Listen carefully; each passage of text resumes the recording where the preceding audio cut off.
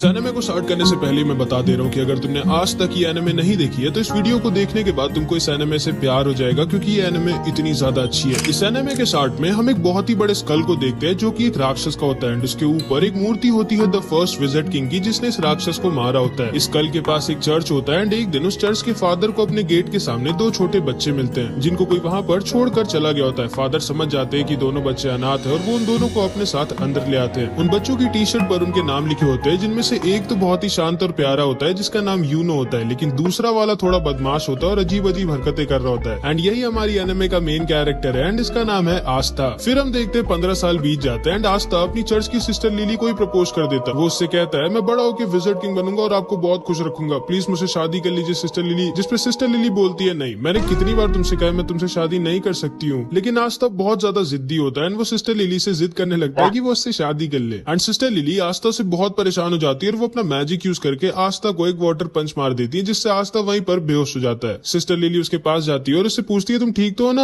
And तभी वहाँ पे चर्च के कुछ और बच्चे आ जाते हैं और वो सिस्टर लिली से कहते हैं बिल्कुल सही किया आपने, जब भी आपको परेशान करे इसको एक दो वाटर पंच मार दिया करिए। लेकिन तभी आस्था दोबारा से होश में आ जाता है एंड फिर से सिस्टर लिली के पीछे पड़ जाता है। बट इस बार वहाँ पर यूनो आ जाता है एंड वो आस्था को अपने मैजिक से वहीं पर गिरा देता है। आस्था गुस्से में उठता है और उसके पास भाग के जाके कहता है आखिर तुम हर बार मेरे और सिस्टर लिली के बीच में अपनी टांग क्यों घुसाते हो। जिसपे यूनो आस्था से कहता है देखो, पहले तो तुम बहुत ज्यादा शोर मचाते हो, दूसरा तुम्हारी हाइट बहुत कम है, तीसरा तुम दिमाग से कम हो, और सिस्टर लिली इस चर्च की नन है और नन लोग शादी नहीं कर सकती, तुम्हारे दिमाग में इतना भी नहीं घुसता क्या। जिसपे आस्था बहुत गुस्सा हो जाता है और यूनो से कहता है आजा 1v1, फ्री फायर में नहीं असली फाइट में मतलब। जिसपे आस्था से कहता है नहीं, मुझे टाइम वेस्ट नहीं करना है तुम्हारे साथ 1v1 करके। आस्था बोलता है कि वो डर गए क्या। जिसपे बच्चा जिसका नाम मैक्स होता है ये बोलता है तुम सोच भी कैसे सकते हो कि तुम यूनो को जिंदगी में भी हरा सकते हो। आस्था मैक्स से बोलता है तुम्हारी प्रॉब्लम क्या है बच्चे, मुझसे मैं तुमसे इतना बड़ा हूँ फिर भी तुम मेरी रिस्पेक्ट क्यों नहीं करते कभी। जिसपे मैक्स बोलता है बिल्कुल भी नहीं, मैं किसी ऐसे की रिस्पेक्ट कर ही नहीं सकता जो 15 साल का होने के बाद भी मैजिक नहीं यूज कर सकता। असल में आस्था के पास बिल्कुल भी मैजिक नहीं होता, मतलब आस्था एक ऐसे वर्ल्ड में होता है जहाँ पे मैजिक से ही सब कुछ होता है बिना मैजिक के। मैक्स आस्था से कहता है तुम सोच भी कैसे सकते हो कि तुम बिना मैजिक के यूनो जैसे पावरफुल मैजिशियन को हरा सकते हो। आस्था कहता है अच्छा यूनो अगर इतना ही स्ट्रॉन्ग है तो वो ये कर सकता है क्या। एंड वो बहुत ही तेज स्पीड में क्रंचेस मारने लगता है। असल में आस्था मैजिक तो यूज कर नहीं सकता, इसलिए वो एक्सरसाइज करके अपने आप को फिजिकली बहुत स्ट्रॉन्ग बना लेता है। मैक्स आस्था से कहता है कि तुम क्रंचेस मारकर विजिट किंग नहीं बन सकते, क्योंकि विजिट किंग स्ट्रॉन्गेस्ट मैजिशियन होता है, स्ट्रॉन्गेस्ट बॉडी बिल्डर नहीं। एंड तभी यूनो अपने मैजिक से सिस्टर लिली के कपड़े सुखाने लगता है, जिसको देखने सारे बच्चे भाग के चले जाते हैं। एंड यूनो का भी सपना आस्था की तरह विजिट किंग बनने का होता है। सिस्टर लिली भी यूनो को थैंक यू कहती है उसकी हेल्प करने के लिए, जिसपे आस्था को बहुत जलन होती है एंड वो जल्दी से भाग के लकड़ियां काटने आ जाता है ताकि सिस्टर लिली उसको भी थैंक यू बोले। लेकिन इससे पहले कि वो लकड़ियां काटता है यूनो अपने मैजिक से लकड़ियां भी काट देता है। असल में इसको आस्था के सामने शो ऑफ करना थोड़ा पसंद होता है। मैक्स कहता है मुझे यकीन है अगला विजिट किंग यूनो ही बनेगा, तुम नहीं आस्था। एंड तभी वहाँ पर फादर भी आ जाते हैं एंड वहाँ आकर यूनो की तारीफ करने लगते हैं कि यूनो जरूर इस चर्च का नाम एक दिन रोशन करेगा। आस्था दुखी हो जाता है और कोने में अकेला जाकर बैठ जाता है। तभी उसके पास सिस्टर लिली आती है और उससे कहती है दुखी मत हो आस्था, थोड़े दिनों में तुम्हारी ग्रिमवॉर तुम्हें मिल जाएगी, फिर तुम भी मैजिक यूज कर पाओगे। जिसको सुनकर आस्था खुश हो जाता है और फिर से खड़ा हो जाता है और कहता है आप देखना सिस्टर लिली, मुझे इस दुनिया की बेस्ट ग्रिमवॉर मिलेगी एंड फिर मैं बहुत मेहनत करके सबसे ज्यादा स्ट्रॉन्ग बनूंगा एंड फिर एक दिन मैं विजिट किंग बनूंगा। ग्रिमवॉर असल में एक मैजिकल बुक होती है जिसमें 3 लीफ बनी होती है जो सबको 15 साल की एज पे मिलती है एंड उसको पाने के बाद लोगों का मैजिक बहुत ज्यादा बढ़ जाता है और वो मैजिकल अटैक्स भी यूज कर सकते हैं। आस्था यूनो से कहता है कि जब मुझे मेरी ग्रिमवॉर मिलेगी तब हम दोनों बचपन की तरह साथ में प्रैक्टिस करेंगे और साथ में बहुत स्ट्रॉन्ग बनेंगे। लेकिन यूनो उसे इग्नोर कर वहां से चला जाता है, मानो वो आस्था को अपने टक्कर का मानता ही नहीं है। जिसपे आस्था भी बहुत दुखी हो जाता है एंड वो भी वहां से चला जाता है। सिस्टर लिली यूनो के पास आती है और उससे कहती है तुम्हें आस्था के साथ ऐसा नहीं करना चाहिए था। जिसपे यूनो कहता है आस्था मेरे रहते कभी भी विजिट किंग नहीं बन सकता। सिस्टर लिली को लगता है कि आस्था क्योंकि बहुत दुखी होकर गया है तो वो मे भी कहीं पर चुपचाप जाके रो रहा होगा, लेकिन हमारा आस्था रोता होता नहीं है, वो यहाँ पर ट्रेनिंग कर रहा होता है और ज्यादा स्ट्रॉन्ग होने के लिए एंड अपने विजिट किंग बनने के सपने को सच करने के लिए। थोड़े दिनों बाद आस्था यूनो और बहुत सारे बच्चे जो 15 साल के हो गए थे वो सब ग्रिमवॉर टावर जाते हैं अपनी अपनी ग्रिमवॉर लेने। आस्था बहुत ज्यादा एक्साइटेड होता है क्योंकि अब वो फाइनली मैजिक यूज कर पाएगा एंड यूनो को टक्कर दे पाएगा। वहाँ पे 2 नोबल फैमिलीज के भी बच्चे आए होते हैं जो आस्था और यूनो का मजाक उड़ा रहे होते हैं क्योंकि वो लोग गरीब होता। भी वहाँ पर उस ग्रिमवॉर टावर का मास्टर आ जाता है एंड सारे लोगों का वेलकम करता है। आस्था बहुत ज्यादा एक्साइटेड और खुश होता है। फिर ये मास्टर एक मैजिकल स्पेल बोलता है और सारे लोगों के पास अपने आप उनकी ग्रिमवॉर उड़कर जाने लगती है। सारे लोग अपनी अपनी ग्रिमवॉर पाकर बहुत खुश होते हैं, लेकिन आस्था के पास कोई भी ग्रिमवॉर नहीं आती। आस्था बोलता है मेरी ग्रिमवॉर लेट हो गई क्या, मेरी ग्रिमवॉर कहाँ है। जिसपे सारे के सारे लोग उस पर हंसने लगते हैं एंड उसका मजाक बनाने लगते हैं। लेकिन तभी यूनो के पास उसकी ग्रिमवॉर आ जाती है जो कि होती है एक 4 लीफ ग्रिमवॉर जो कि बहुत ही ज्यादा रेयर होती है एंड यही ग्रिमवॉर फर्स्ट विजिट विज़र्ड किंग के पास भी होती है, जिसको देखकर सारे के सारे लोग शॉक्ड रह जाते हैं कि आखिर यूनो जो कि नोबल फैमिली का भी नहीं है उसको 4 लीफ ग्रिमवॉर कैसे मिल गई। यूनो उल्टा घूमता है और सबसे कहता है कि वो बनेगा अगला विज़र्ड किंग एंड सारे के सारे लोग उसकी तारीफ करने लगते हैं। लेकिन तभी आस्ता खड़ा होता है और यूनो से बोलता है नहीं तुम नहीं, मैं बनूंगा अगला विज़र्ड किंग, जिसपे फिर से सारे के सारे लोग उस पर हंसने लगते हैं एंड उसका मजाक उड़ाने लगते हैं एंड यूनो भी आस्ता को वहीं पर इग्नोर करके वहाँ से चला जाता है। इसके बाद आस्ता अकेले जंगल में उल्टा लटका होता है और थोड़ा सा दुखी होता है क्योंकि ना तो सिर्फ उसके पास मैजिक है बट अब तो उसको ग्रिमवॉर भी नहीं मिली। लेकिन इतना सब कुछ होने के बाद भी वो गिव अप नहीं करता और वो उठता है और कहता है क्या हुआ अगर मेरे को ग्रिमवॉर नहीं मिली तो मैं तब भी मेहनत करना नहीं छोड़ूंगा एंड एक दिन विज़र्ड किंग जरूर बनूंगा, तुम बस वेट करना यूनो, मैं ही तुम्हारा राइवल हूँ एंड मैं ये तुम्हें प्रूफ करके रहूंगा। लेकिन तभी उसे एक आवाज आती है। इधर हम देखते हैं ये दोनों जलन के मारे यूनो से लड़ने आ जाते हैं एंड उससे कहते हैं आखिर तुम्हारे जैसे गरीब को 4 लीफ ग्रिमवॉर कैसे मिल सकती है एंड हम नोबल्स को नहीं, मैं जला दूंगा तुम्हारी इस ग्रिमवॉर को। एंड वो यूनो के ऊपर एक मैजिकल अटैक यूज कर देता है, लेकिन यूनो बिना अपनी ग्रिमवॉर का यूज किए ही अपने आप को डिफेंड कर लेता है, जिसको देखकर ये दोनों शॉक्ड रह जाते हैं कि आखिर यूनो इतना स्ट्रॉन्ग कैसे है। लेकिन तभी अचानक से कुछ चेन्स आके उन दोनों को पकड़ लेती हैं एंड तभी वहाँ पर एक आदमी आता है जो बोलता है तुम लोग पागल हो क्या जो इतनी रेयर चीज को जलाना चाहते हो। यूनो पूछता है कौन हो तुम, जिसपे ये बताता है मेरा नाम है स्नेक और मुझे वो चीज चाहिए जो तुम्हारे पास है। एंड तभी वो अपने मैजिक से यूनो को भी पकड़ लेता है एंड उसकी 4 लीफ ग्रिमवॉर को भी उससे छीन लेता है। यूनो बोलता है स्नेक मैंने तुम्हारा नाम सुना है, तुम एक बहुत ही स्ट्रॉन्ग और फेमस चोर हो, लेकिन तुम्हें ये तो पता ही होगा कि एक ग्रिमवॉर को केवल उसका ओरिजिनल ओनर ही यूज कर सकता है। जिसपे स्नेक कहता है हाँ मेरे को पता है कि तुम्हारी ग्रिमवॉर को तुम्हारे बिना कोई यूज नहीं कर सकता, लेकिन ब्लैक मार्केट में इस 4 लीफ ग्रिमवॉर के मेरे को बहुत पैसे मिलेंगे एंड इसीलिए मैं तुम्हारी ग्रिमवॉर चुरा रहा हूँ और माफ करना तुम्हारा विज़र्ड किंग बनने का सपना यहीं पर खत्म होता है। एंड तभी वहाँ पर हमारा आस्ता आ जाता है एंड आते गिर के अपनी बेइज्जती करा लेता है, लेकिन फिर भी वो खड़ा होता है और बोलता है क्या हो रहा है यहाँ और तुम्हारे पास 2-2 ग्रिमवॉर कैसे है। यूनो बोलता है उनमें से एक मेरी और यहाँ से जल्दी से भाग जाओ, ये बहुत स्ट्रॉन्ग है। तब आस्ता सारा का सारा खेल समझ जाता है एंड वो स्नेक से कहता है चुपचाप यूनो की ग्रिमवॉर वापस कर दो, जिसपे स्नेक उससे कहता है तुम तो वही लूजर हो ना जिसको एक भी ग्रिमवॉर नहीं मिली। एंड ये कहकर वो उस पर हंसने लगता है। आस्ता कहता है हाँ मैं वही हूँ जिसको कोई ग्रिमवॉर नहीं मिली, लेकिन मैं वो भी हूँ जो एक दिन विज़र्ड किंग बनेगा। एंड ये कह के आस्ता स्नेक की तरफ भागता है। यूनो कहता है नहीं उससे मत लड़ना आस्ता। स्नेक अपने मैजिक से आस्ता पर अटैक करता है, लेकिन आस्ता उसके अटैक को डॉज करके उसके पीछे आ जाता है एंड वो बस उसको एक पंच मारने वाला होता है, लेकिन तभी स्नेक की चेन्स उसको पकड़ लेती हैं एंड फिर स्नेक अपने मैजिक से आस्ता को बहुत ज्यादा इंजर्ड कर देता है। आस्ता मन में सोचता है कि ये तो बस एक चोर है, फिर ये इतना स्ट्रॉन्ग कैसे है, और अगर एक चोर इतना स्ट्रॉन्ग है तो फिर विज़र्ड किंग कितना स्ट्रॉन्ग होगा। एंड फिर स्नेक उसको पीछे की दीवार पर लड़ा देता है एंड उसके पास जाकर बोलता है अपनी आंखें खोलो बच्चे, तुम मुझे 100 जन्मों में भी नहीं हरा सकते। आस्ता मन में सोचता है कि ये सही तो कह रहा है, मैं चाहे जितना भी अपनी बॉडी को ट्रेन करके स्ट्रॉन्ग बना लूं लेकिन मैं इसको भी नहीं हरा सकता। स्नेक आस्ता के ऊपर हंसता है और बोलता है अपनी चेन से मैं किसी के अंदर कितना मैजिक है ये नाप सकता हूँ और तुम्हारे अंदर एक बूंद मैजिक भी नहीं है एंड इसीलिए तुम्हारे पास कोई ग्रिमवॉर नहीं आई, क्योंकि ग्रिमवॉर मैजिक को बढ़ाती है और तुम्हारे पास तो मैजिक है ही नहीं। तुम विज़र्ड किंग तो क्या तुम कोई नॉर्मल सी जॉब भी नहीं कर सकते। शर्म करो अपनी जिंदगी पर, तुम एक बहुत ही बड़े लूजर हो। जिसको सुनकर आस्ता अंदर से टूट जाता है और वो सोचने लगता है कि ये एकदम सही तो कह रहा है, मेरे अंदर ना तो मैजिक है और ना ही मेरे पास अब एक ग्रिमवॉर है, फिर आखिर मैं कैसे विज़र्ड किंग बन सकता हूँ जो कि पूरी दुनिया का सबसे स्ट्रॉन्गेस्ट मैजिशियन होता है। एंड जिंदगी में पहली बार आस्ता गिव अप करने वाला होता है, लेकिन तभी यूनो चिल्लाकर बोलता है नहीं, मैं जानता हूँ आस्ता विज़र्ड किंग नहीं बनेगा क्योंकि अगला विज़र्ड किंग तो मैं ही बनूंगा, लेकिन आस्ता कोई लूजर नहीं है, वो मेरा राइवल है एंड उसके अंदर भी एक मैजिकल पावर है एंड वो है कभी भी गिव अप ना करना। एंड इसको सुनते ही आस्ता के अंदर मानो दोबारा से जान आ जाती है। वो स्नेक से कहता है दूर हट मुझसे। स्नेक उससे दूर हट जाता है एंड आस्ता के पास से एक अजीब सी एनर्जी आने लगती है। आस्ता यूनो से कहता है चिंता मत करो यूनो, मैं इस आदमी को तुम्हारी ग्रिमवॉर नहीं ले जाने दूंगा, चाहे उसके लिए मुझे मरना ही क्यों ना पड़े। एंड तभी आस्ता के पास उसकी खुद की ग्रिमवॉर उड़कर आ जाती है, जो कि कोई नॉर्मल ग्रिमवॉर नहीं बल्कि एक 5 लीफ ग्रिमवॉर होती है, जो पूरी की पूरी दुनिया में सिर्फ एक ही है, मतलब यूनो से भी ज्यादा रेयर ग्रिमवॉर। दुनिया में 3 तरह की ग्रिमवॉर्स होती है। 3 लीफ ग्रिमवॉर जिसमें मैजिकल पावर्स होती है एंड ये बहुत कॉमन होती है। 4 लीफ ग्रिमवॉर जो कि बहुत रेयर होती है एंड इसमें मैजिकल पावर्स के साथ गुड लक भी होता है। एंड लास्ट में है 5 लीफ ग्रिमवॉर जो कि पूरी दुनिया में सिर्फ एक ही है एंड इसके अंदर एक डीमन होता है। एंड आस्ता को फाइनली उसकी 5 लीफ ग्रिमवॉर मिल जाती है। यूनो आस्ता को देखकर स्माइल करता है और बोलता है मुझे पता था आस्ता, तुम वो जो इम्पॉसिबल को भी पॉसिबल कर सकता है, जैसे तुमने बचपन में किया था। एंड फिर हम इन दोनों का बचपन देखते हैं कि कैसे यूनो स्टार्टिंग में बहुत ही रोतुड़ू था और छोटी छोटी बात पर रोता रहता था एंड आस्ता स्टार्टिंग से ही उसकी मदद करता रहता था और एकदम उसके बड़े भाई की तरह उसको प्रोटेक्ट करता था। फिर एक दिन बचपन में सिस्टर लिली आस्ता और यूनो को पहले विज़र्ड किंग की स्टोरी सुनाती है कि कैसे एक बार पूरी दुनिया पर एक बहुत ही बड़े और ताकतवर राक्षस ने हमला कर दिया था और हर जगह तबाही मचा दी थी। हर तरफ बस दुख ही दुख फैल गया था, लेकिन तभी अचानक से एक लड़का वहाँ आ जाता है और उन सबको बचा लेता है। एंड उसके पास एक 4 लीफ ग्रिमवॉर होती है एंड उसकी और उस राक्षस की बहुत दिनों तक लड़ाई होती है, लेकिन आखिरी में वो लड़का उस राक्षस को हरा देता है और दोबारा से दुनिया में सुख और शांति ले आता है। एंड वही बनता है फर्स्ट विज़र्ड किंग, पूरी दुनिया का सबसे स्ट्रॉन्गेस्ट मैजिशियन। एंड इसी स्टोरी को सुनने के बाद आस्था और यूनो डिसाइड करते हैं कि वो दोनों भी बड़े होकर विज़र्ड किंग बनेंगे। शाम को फादर आकर यूनो को एक लेटर देते हैं और उससे कहते हैं उस लेटर को विलेज के बाहर एक आदमी तक पहुंचाने के लिए। आस्था कहता है लो मैं चला जाता हूँ, लेकिन यूनो उसे मना कर देता है और कहता है नहीं, वो अकेला जाएगा। यूनो अकेला उस आदमी के पास पहुंच जाता है और उसे वो लेटर दे देता है। काफी रात हो चुकी होती है और आस्था को यूनो की चिंता होने लगती है। एंड फिर वापस लौटते वक्त यूनो को एक बड़ा सा आदमी घेर लेता है और वो उसका पेंडेंट उससे जबरदस्ती छीन लेता है। यूनो उससे कहता है प्लीज मुझे वो वापस कर दो, वो मेरे पेरेंट्स की आखिरी निशानी है। जिसपे हंसता और बोलता है चुपचाप यहाँ से भाग जाओ बच्चे, वरना मुझे तुम्हें जान से मारना पड़ेगा। जिसको सुनकर यूनो डर जाता है और रोने लगता है और सोचता है कि अब वो कुछ नहीं कर सकता, लेकिन तभी वहाँ पर आस्था आ जाता है एंड उस आदमी को पकड़ लेता है। यह आदमी आस्था को मारकर दूर फेंक देता है, लेकिन आस्था फिर से जाकर उसको पकड़ लेता है और जोर जोर से चिल्ला रहा होता है। यूनो बस आस्था को देख रहा होता है और सोच रहा होता है कि आखिर जब आस्था जानता है कि वो इस आदमी को नहीं हरा सकता, फिर वो लड़ क्यों रहा इससे। आस्था को ये आदमी बहुत ज्यादा इंजर्ड कर देता है, लेकिन फिर भी आस्था गिव अप नहीं करता और उसको पकड़े रहता है और जोर जोर से चिल्ला रहा होता है कि यूनो का पेंडेंट वापस कर। यह आदमी समझ जाता है कि ये बच्चा कोई नॉर्मल बच्चा नहीं है एंड वो उस पेंडेंट को वहीं पर छोड़कर चला जाता है एंड आस्था वहीं पर गिर जाता है। यूनो उसके पास आकर रोते हुए बोलता है मुझे माफ करना, मेरी वजह से तुम्हें इतनी मार पड़ी। जिसपे आस्था उससे कहता है तुम चिंता मत करो, मैं हमेशा तुम्हारे साथ रहूंगा और तुम्हें प्रोटेक्ट करूंगा एंड एक दिन मैं बनूंगा विज़र्ड किंग और तुम्हें और चर्च के सारे लोगों को खुश और सेफ रखूंगा। और इधर हम देखते हैं आस्था की ग्रिमवॉर से एक अजीब सी तलवार निकलती है और स्नेक बोलता है अचानक से तुम्हारे पास एक ग्रिमवॉर कहाँ से आ गई, ये क्या हो रहा है। एंड वो आस्था के ऊपर दोबारा से अटैक कर देता है, लेकिन आस्था अपनी स्वॉर्ड यूज करता है एंड स्नेक की मैजिकल चेंज गायब हो जाती है। स्नेक बोलता है कि ये कैसे किया तुमने, आखिर हो कौन तुम। जिसपे आस्था बोलता है मैं वो हूँ जो एक दिन बनेगा विज़र्ड किंग। एंड ये कहकर आस्था स्नेक के ऊपर अटैक कर देता है एंड स्नेक की एक बार में ही बैंड बजा देता है और उसको हरा देता है। यूनो उसे देखकर हंस रहा होता है और आस्था उसके पास आकर बोलता है ये देखो यूनो, मेरे को फाइनली मेरी ग्रिमवॉर मिल गई। यूनो आस्था से बोलता है तो तुमने मुझे एक और बार बचा लिया आस्था, तुम्हें याद है ना वो प्रॉमिस जो हमने बचपन में किया। बचपन में जब यूनो आस्था की बात सुनता है तो वो पूछता है कि क्या मैं विज़र्ड किंग बन सकता हूँ जबकि मैं इतना वीक हूँ। जिसपे आस्था यूनो से कहता है हाँ, अगर तुम बहुत मेहनत करोगे और कभी भी गिव अप नहीं करोगे तो तुम क्या कोई भी विज़र्ड किंग बन सकता है। जिसको सुनकर यूनो खड़ा होता है और बोलता है ठीक है, मैंने भी डिसाइड कर लिया है कि आज के बाद मैं कभी भी नहीं रहूंगा एंड मैं बहुत मेहनत कर एक दिन विज़र्ड किंग बनूंगा और तुमको और चर्च के सारे लोगों को खुश रखूंगा। जिसपे आस्था यूनो से कहता है इसका मतलब है कि अब हम दोनों राइवल्स हैं। एंड वो दोनों एक दूसरे से प्रॉमिस करते हैं कि वो दोनों बहुत मेहनत करेंगे एंड एक दिन विज़र्ड किंग बनेंगे। आस्था यूनो से कहता है हाँ मुझे याद है एंड मुझे लगा था कि तुम भूल गए होगे। एंड फिर वो दोनों फिर से बचपन की तरह दोबारा से एक दूसरे से शर्त लगाते हैं ये देखने के लिए कि पहले विज़र्ड किंग कौन बनेगा। इसके बाद हम अभी के विज़र्ड किंग की झलक देखते हैं एंड उन 9 मैजिक नाइट्स को देखते हैं जो किंगडम में विज़र्ड किंग के बाद सबसे ज्यादा स्ट्रॉन्ग मैजिशियंस होते हैं और इनका काम होता है किंगडम में पीस और ऑर्डर मेंटेन करके रखना। एंड इन सब की एक स्क्वाड होती है जिसको ज्वाइन करने के लिए बच्चों को एक एंट्रेंस एग्जाम देना होता है और उसी एग्जाम के लिए आस्था और यूनो दोनों ट्रेनिंग कर रहे होते हैं। इधर हम देखते हैं फादर और सिस्टर लिली ग्रिमवॉर टावर के मास्टर के पास जाते हैं एंड फादर मास्टर से पूछता है कि आखिर एंट्रेंस एग्जाम के लिए उसने यूनो के साथ आस्था का भी नाम क्यों दिया, जबकि आस्था तो उस टेस्ट में पास हो भी नहीं सकता। जिसपे मास्टर उससे कहता है कि आस्था ने मुझे उसकी ग्रिमवॉर दिखाई थी और मुझसे बहुत रिक्वेस्ट किया था कि उसको एंट्रेंस एग्जाम में भेज दे, तो इसलिए मैंने भेज दिया। फादर मास्टर से पूछते हैं कि आखिर जो ग्रिमवॉर आस्था के पास आई है वो है क्या और वो असलियत में ग्रिमवॉर है भी कि नहीं। जिसपे मास्टर उसे बताता है मैं तुम्हें ज्यादा तो नहीं बता सकता, लेकिन हाँ उस ग्रिमवॉर की वजह से आस्था को फ्यूचर में एक बहुत बड़ी लड़ाई लड़नी होगी। फादर मास्टर से रिक्वेस्ट करने लगता है कि आस्था बहुत वीक है और उसके पास मैजिक भी नहीं है तो उसको एंट्रेंस एग्जाम में ना भेजे। जिसपे मास्टर उससे कहते हैं कि कहीं ऐसा तो नहीं कि तुम आस्था को इसलिए नहीं भेजना चाहते क्योंकि अगर वो पास हो गया तो वो यहाँ से चला जाएगा और तुम्हें उसकी याद आएगी। जिसपे फादर थोड़ा सा शर्मा जाता है और बहाने बनाने लगता है एंड सिस्टर लिली भी समझ जाती है कि फादर आस्था को सीक्रेटली बहुत प्यार करते हैं। इधर हम देखते हैं आस्था और यूनो रेस लगाते हुए चर्च वापस आ रहे होते हैं और उन दोनों के बीच में टाई हो जाता है। आस्था पूछता है जल्दी बताओ कौन जीता। मैक्स बोलता है यूनो जीता है। आस्था कहता है अभी रेस खत्म नहीं हुई है, जो चर्च के अंदर पहले घुसेगा वो जीतेगा। और आस्था चर्च के अंदर घुसने वाला होता है, लेकिन तभी यूनो उसे अपने मैजिक से उड़ाकर दूर फेंक देता है और रेस को जीत जाता है। रात में सोते वक्त आस्था सपने में भी यही बोल रहा होता है कि वो एक दिन विज़र्ड किंग बनेगा। भाई ये पागल होता है विज़र्ड किंग बनने के लिए। जिसको सुनकर मैक्स आस्था पर गुस्सा हो जाता है। अगले दिन आस्था फिर से ट्रेनिंग कर रहा होता है और उसके पास मैक्स आ जाता है। आस्था पूछता है क्या हुआ। मैक्स बोलता है तुम बेवकूफ हो। जिसपे आस्था उस पर गुस्सा हो जाता है और बोलता है ये बोलने के लिए तुम चर्च से इतनी दूर मेरे पास आए हो। मैक्स उसे बोलता है कि तुम्हारे पास तो मैजिक भी नहीं है, तुम सोच भी कैसे सकते हो कि तुम मैजिक नाइट एग्जाम में पास होगे। आस्था बोलता है अब तो मेरे पास मेरी ग्रिमवॉर है एंड अब तो मैं जरूर से मैजिक नाइट एग्जाम में पास होऊंगा और एक दिन विज़र्ड। लेकिन तभी उसको मैक्स बीच में रोक देता है और कहता है चुप रहो, जब देखो तब विज़र्ड किंग तुम क्यों नहीं समझते कि हमारे जैसे गरीब गरीब और वीक लोगों के सपने पूरे नहीं होते, जिसपे आस्था उसके पास आता है और उससे चिल्लाकर बोलता है जरूर होते हैं। अगर तुम सपनों को पूरी दिल से चाहो और उसके लिए पूरी जान लगाकर मेहनत करो तो तुम्हारा जो भी सपना हो वो जरूर पूरा होगा। एंड जिंदगी में पहली बार मैक्स को समझ में आता है कि आस्था इतना बड़ा भी लूजर नहीं है। रात में फादर बहुत अच्छा खाना बनवाते हैं क्योंकि कल आस्था और यूनो एंट्रेंस एग्जाम के लिए जाने वाले होते हैं। आस्था बहुत खुश होता है और फादर आस्था को अपने पास बुलाकर उससे कहते हैं, देखो आस्था, अगर तुम फेल हो जाओ तब भी ज्यादा दुखी मत होना, चुपचाप घर वापस आ जाना, हम लोग हमेशा तुम्हारे साथ हैं। एंड आस्था कहता है, यही चीज आप यूनो को भी कहोगे ना कि सिर्फ मुझसे ही कह रहे हो? जिसमें फादर उससे कुछ भी नहीं कहते क्योंकि उन्हें पता होता है यूनो तो आसानी से पास हो जाएगा, बस आस्था की थोड़ी दिक्कत है। आस्था फादर से कहता है, आप चिंता मत करो, मैं जरूर से इस मैजिक नाइट एग्जाम को पास करूंगा और उसके बाद मैं बनूंगा विजिट किंग और वापस आकर सिस्टर लिली से शादी करूंगा। लेकिन तभी सिस्टर लिली उसको अपने वाटर पंच से चुप करा देती है। अगले दिन आस्था और यूनो अपनी जर्नी पर निकलने वाले होते हैं। सारे लोग उनको बेस्ट ऑफ लक और बाय बाय बोलते हैं। मैक्स बोलता है आस्था को बाय कहने की जरूरत नहीं है, वो जल्दी वापस आ जाएगा, लेकिन हाँ, अगर तुम किसी तरह पास हो गए आस्था तो मैं मान जाऊंगा कि हम जैसे लोग भी ड्रीम्स देख सकते हैं एंड फिर मैं भी मैजिक नाइट बनने के लिए मेहनत करूंगा। जिसपे आस्था उससे कहता है, फिर तैयार हो जाओ मेहनत करने के लिए। एंड फिर आस्था और यूनो निकल जाते हैं अपने मंजिल की तरफ। सिस्टर लिली भी आस्था के जाने पर थोड़ी दुखी होती है एंड आस्था और यूनो बहुत ही लंबे सफर के बाद फाइनली पहुंच जाते हैं अपने मैजिक नाइट एंट्रेंस एग्जाम की जगह पर। के बाद ये और इसका भाई यूनो दोनों कीका टाउन में आ जाते हैं जहाँ पर इनका मैजिक नाइट एंट्रेंस एग्जाम होगा, जिसमें अगर ये लोग पास हो गए तो ये लोग बन जाएंगे मैजिक नाइट्स, मतलब एक तरह से मैजिकल सोल्जर्स। ये दोनों कीका टाउन में घूम रहे होते हैं जहाँ पर इनका एंट्रेंस एग्जाम होगा। आस्था जिधर भी देख रहा होता है उसे मैजिक ही दिख रहा होता है एंड वो अपने बगल में एक बहुत ही बड़ा सा कैसल देखता है जो कि विजिट किंग का होता है एंड यहीं पे विजिट किंग रहता है। आस्था यूनो से बोलता है, देखना यूनो, एक दिन ये कैसल मेरा होगा, सोचना भी मत ये मेरा होगा।